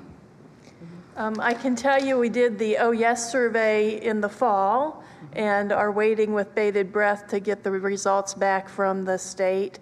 They were due here in April. They have to crunch all the data across the state before they can release individual locations, so you've got the comparison information. So we hope that we'll get that in May and look forward to sharing it with you when we do. I got really two questions. One, in your scan of businesses, it seemed as if product placement was one of the things that you were able to kind of focus in on. Have you had any follow-up with business owners or any discussions with them about product placement within their stores? We have not taken that opportunity. That's the challenge of having the kids just during the school year. You know, there's more things that we could do with them. We run out of time, but that's an excellent suggestion. And And, very likely we'll follow up on that. Yeah, and my other question was on the survey. Did you, from your survey results, and I may have been up there and I just may not have been able to see it, were those students that were likely to consume alcohol also likely to vape, or was there a correlation there or no correlation, or? So the information wasn't in the survey that we conducted because we wanted to refrain from asking students directly about their own patterns of use. Okay. But we do actually know that there is a correlation that students who use one substance are more likely to use another substance. Okay. So that is something that we are seeing in our data from previous years and likely to see on the OES survey when we get it back. Okay, thank you very much. One question, how can this board best serve alongside you in promoting drug-free or substance-free lifestyles in our youth? Well, that's a big, big question. I think it's important to always shine the light on this. This is one of those undercurrent kinds of things that happen within a community and around the edges, and we have to kind of keep our eyes on it. The biggest concern is it's such a fast-moving stream right now, particularly with cannabis and marijuana products proliferating, and the kinds of products. So, it's no longer just a joint that you have to look for. Now it's a vape, it's gummy, it's a syrup, it's a drink, it's a cookie, it's a sucker.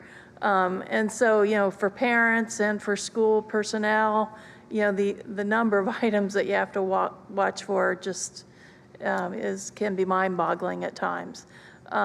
So we do appreciate the attention that you guys give to this, and appreciate the policies that you have passed. And because of those changes, it's always good to review your policies, and we're happy to bring the best practice policies to your attention, and so you can kind of look at how things measure up and how it works for this school district.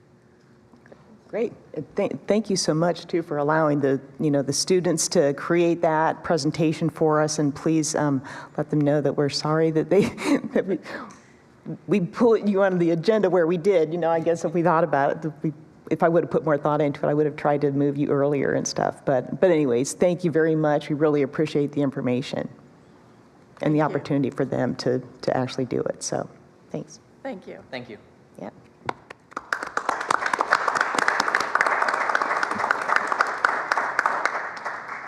Stay. I did tell Nancy that she was at the beginning of the agenda, and believe it or not, it still is early into the agenda, so. I know, like the report part, we haven't even gotten to the business part yet, I know. I don't know, did you have anything else, Jermaine? Okay, so I did one thing that they talked about at the chamber. Oh, go ahead. I don't have the date in front of me, but there is a after prom celebration at the YMCA. Yes. So obviously that's on the day of prom. I don't know, I don't have the date. May 6th. I'm pretty sure it's, May 6th. And so if students or staff want to recommend that as a safe avenue for teens to celebrate. Enjoy. That's right. Please attend. And the only other thing is this Saturday, this 22nd, is Prescription Take Back Day here. I think it's everywhere. So there's a drop-off at the Union County Sheriff's, and there's another one. The Marysville Police Department is going to have a drop-off at Walgreens from 10 a.m. to 2 p.m. So if you have extra medications sitting around, please take this opportunity to get rid of them in a safe way. I would also tell you they are looking for volunteers for after prom. I forwarded the email to you. So if you're interested in serving in that capacity, it's like 10 p.m. to 1 a.m. Oh, heck. That sounds like fun. Okay, we are to the business part. I would accept a motion to approve draft minutes from our March 16th regular meeting, and then March 23rd, April 14th, and April 18th special meetings. So moved. Motion by Ms. Savage. Second. Second by Mr. Keck. Any questions, comments, corrections? If not, roll call, please. Ms. Savage? Yes. Mr. Keck? Yes. Mr. Ferguson? Yes. Mr. Smith? Yes. Mr. Vine? Yes, motion carries. And now, I forgot I was going to mention something. One of our special meetings resulted in a few minor changes to our agenda. So one of them was any policy action now falls under Board of Education items. So for some of the people sitting out there, it's a little sooner than it would have been. So I would accept a motion to approve the policies in our agenda. So moved. Motion by Mr. Ferguson. Second. Second by Mr. Smith. Any comments, questions? I just note that a lot of time and effort has gone into the admission of students for non-chartered schools or homeschooling policy. And hopefully this policy will help students in our community, which is what we do. That's right. Did you have a comment, Nan? I was just going to say thank you very much for the collaborative effort between the homeschooling community representatives and our administration people. So thank you. And I just wanted to follow up that just kind of a reminder that a lot of this began with the community coffee conversation. So I really appreciate the collaborative efforts, and I think this is a wonderful result. I know that there's been a lot of research done and analysis, and this is like a kind of a first trial, and I just appreciate everybody's willingness to stick the course. So, roll call. Mr. Ferguson? Yes. Mr. Smith? Yes. Mr. Keck? Yes. Ms. Savage? Yes. Mr. Vine? Yes, motion carries.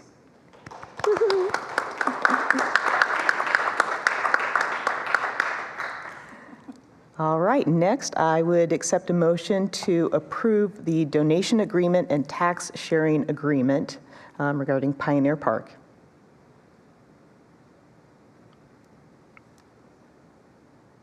Do I have a motion? So moved. Motion by Mr. Keck. Second. Second by Mr. Smith. Comments, questions?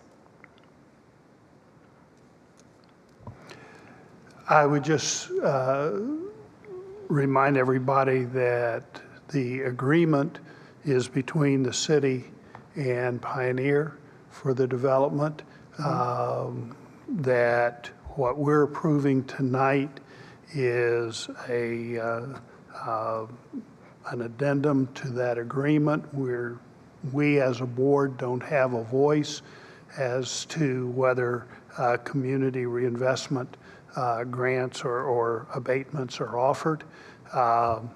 And I appreciate all the hard work because I know there was a lot of discussions that went on between our treasurer and our superintendent with city officials over this for a long period of time, and I appreciate all the efforts that our administrators did. And I really appreciate the fact that as I sit here tonight ready to vote, that I feel like I've been kept in the loop, I've been updated, and I know where we were and I know where we are tonight. So thank you very much.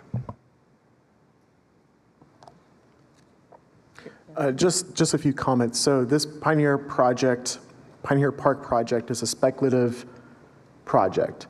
Speculative. A developer is building a building and will break it down into square footage. That's Marysville Flex is what the name of that building will be called. And they promise to provide 55 full-time jobs at roughly, if you broke the numbers down, $50K salary, annual salary. We have no role, we have no true role in accepting or rejecting the abatement because of the term. However, I would like to ask the county and the city to be more strategic in the type of projects that they do incentivize.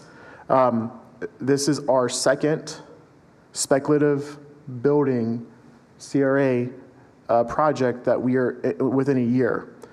I would prefer, in my personal preference, for it to be a company X providing a job or a industry that fits and it has a unique role in our economic development program.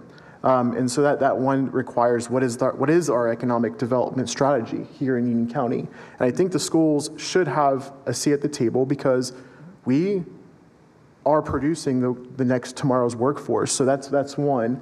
You can't take the money from who's producing your workforce and negotiate that without having some agreements with what is our economic development strategy. And so I think we have some room to improve, unless I'm misspeaking, we have some room to improve, and speculative projects should probably not be on that list. If the market says there's a need for that space, then the market should provide that solution. That's my personal opinion. We will vote because there's a donation agreement that is, above the state minimum requirement. There is a revenue share for anything that's over $2 million in payroll. I understand the role of council, and their role is to bring in jobs to Marysville. And from their perspective, this would be easy to vote for, yes for, because it's speculative and there's a chance that you bring in 55 jobs. But from the point of having this be an incentive project, I don't quite know this meets the strategic role of incentives. I think we should, this isn't Halloween beggars night. This is an incentive to attract jobs that we need or we want and we desire in our community. And I don't know if this project meets that from the position I hold as a voting member. That's all I have. Thank you. Thank you. Thank you for sharing that. I think there's some valid points in there. So, but as Mr. Smith has said, what we are voting on tonight is the donation agreement and the tax sharing part of that, knowing that we have no say in the actual CRA. So, any other comments? Just wanted to note that this is the first time we're voting on this. It's not, I mean, we've had information, but we have not approved anything prior to this point. Okay.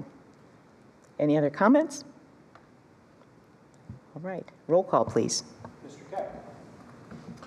Yes. Mr. Smith? Yes. Mr. Ferguson? Yes. Ms. Savage? Yes. Ms. Devine?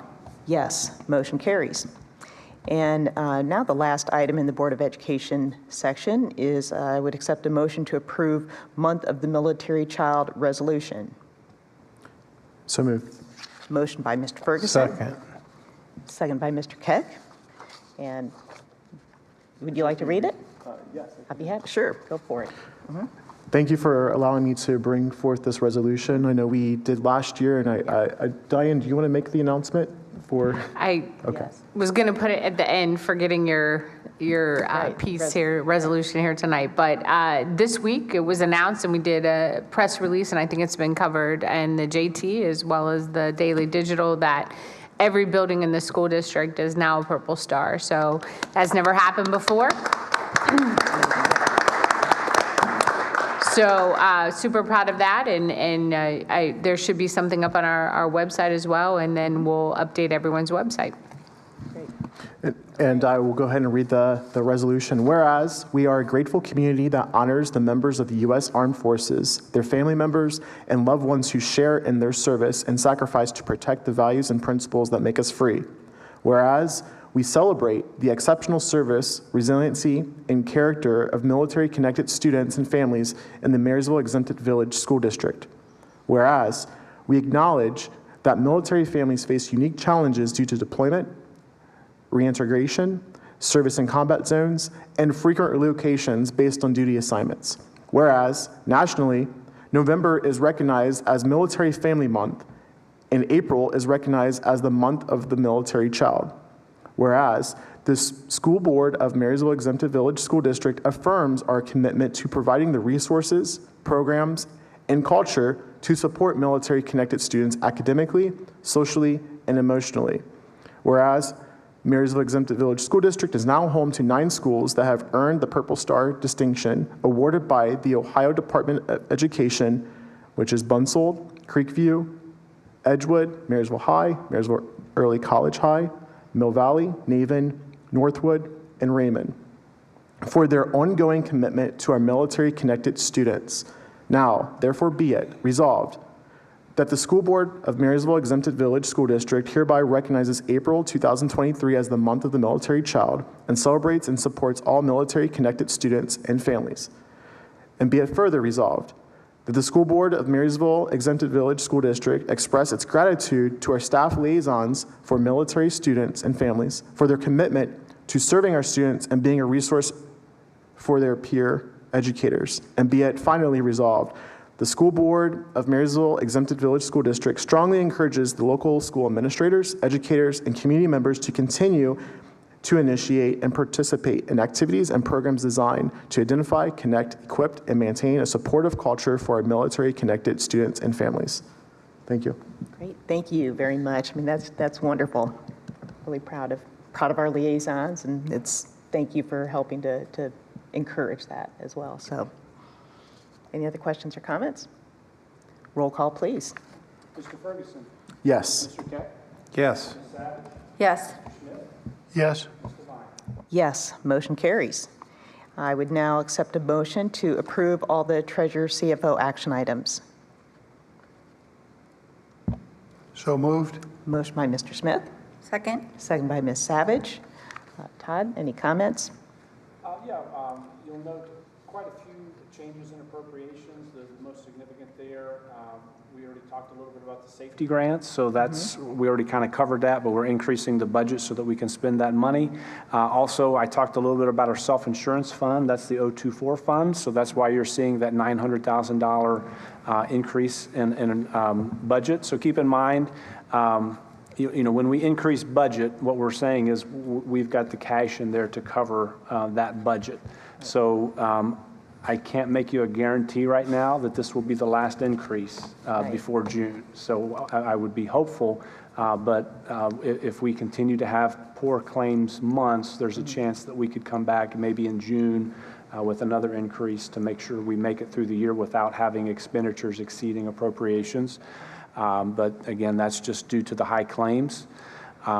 And then the other thing I would point out, Sue had a great question. She got a month ahead of me, but it was very astute to notice. So if you look at our cash flow and you look at the real estate tax line there, you'll see that the number that we've received so far this year, looking just in March, and this is getting into the weeds a little bit, but it actually looks to be higher than what's in the 5-year forecast. So that's because of how we receipt the real estate tax advances that we get. We start getting back in January. We start getting advance receipts. We do that so that we can start collecting interest on those funds, or also just so we can, you know, pay our bills. But when we get the advances, we don't have the detail as to how it all needs to be broken out. So in April, we'll get our final real estate tax settlement, and that'll tell how where all the fees go, how much breakout goes between each fund. So when you get the cash flow in April, you're going to see actually a negative number in the general fund. That's not because we lost money or we didn't get any money. We actually received, and I don't remember off the top of my head, a several $1 million real estate tax receipt in April. But because of those advances that are being put in the general fund in the prior months, April, we're going to have to rearrange that money, put some into the permanent improvement fund, put some into the bond fund based on county auditor, how it's dictated. So just that's how that happens and why it happens that way, for anybody that cared. Thank you very much. Okay, any other questions of Todd, comments? Roll call, please. Mr. Smith? Yes. Ms. Savage? Yes. Mr. Ferguson? Yes. Mr. Keck? Yes. Ms. Devine? Yes, motion carries. And I'd just like to say, Todd, I really do care. All right, I would now accept a motion to approve a 4-year certified teaching contract to Lauren Devine. So moved. Motion by Mr. Smith, Second. second by Mr. Keck. Questions or comments? Roll call, please. Mr. Smith? Yes. Mr. Keck? Yes. Mr. Ferguson? Yes. Ms. Savage? Yes. Ms. Devine? Abstain, motion carries. Next, this is a small change to our agenda. We are now before we had consent agenda with superintendent, HR, volunteer, and other, and we've broken the other items into a separate section. So I would accept a motion to approve the superintendent, HR, and volunteer items. So moved. Motion by Ms. Savage. Second. Second by Mr. Smith. Any comments, Diane? I would just highlight, we've already talked about Carol, so I would just highlight also Lori Kuntz, who's been in the district for 25 years, special education aide at East, Creekview, and most recently at Bunswood. Yeah.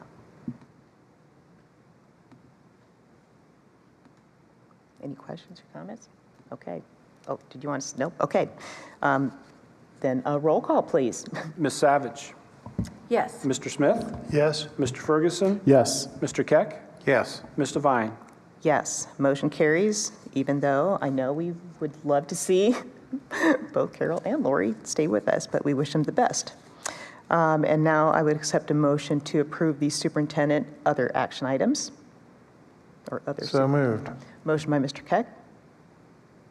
Second, or I don't know, second. Second by Mr. Ferguson. And yeah, this item is just some early graduates. Any questions of that? If not, roll call, please. Mr. Keck? Yes. Mr. Ferguson? Yes. Ms. Savage? Yes. Mr. Smith? Yes. Ms. Devine? Yes, motion carries. I would now accept comments and questions from board members. Mr. Smith, we'll start with you.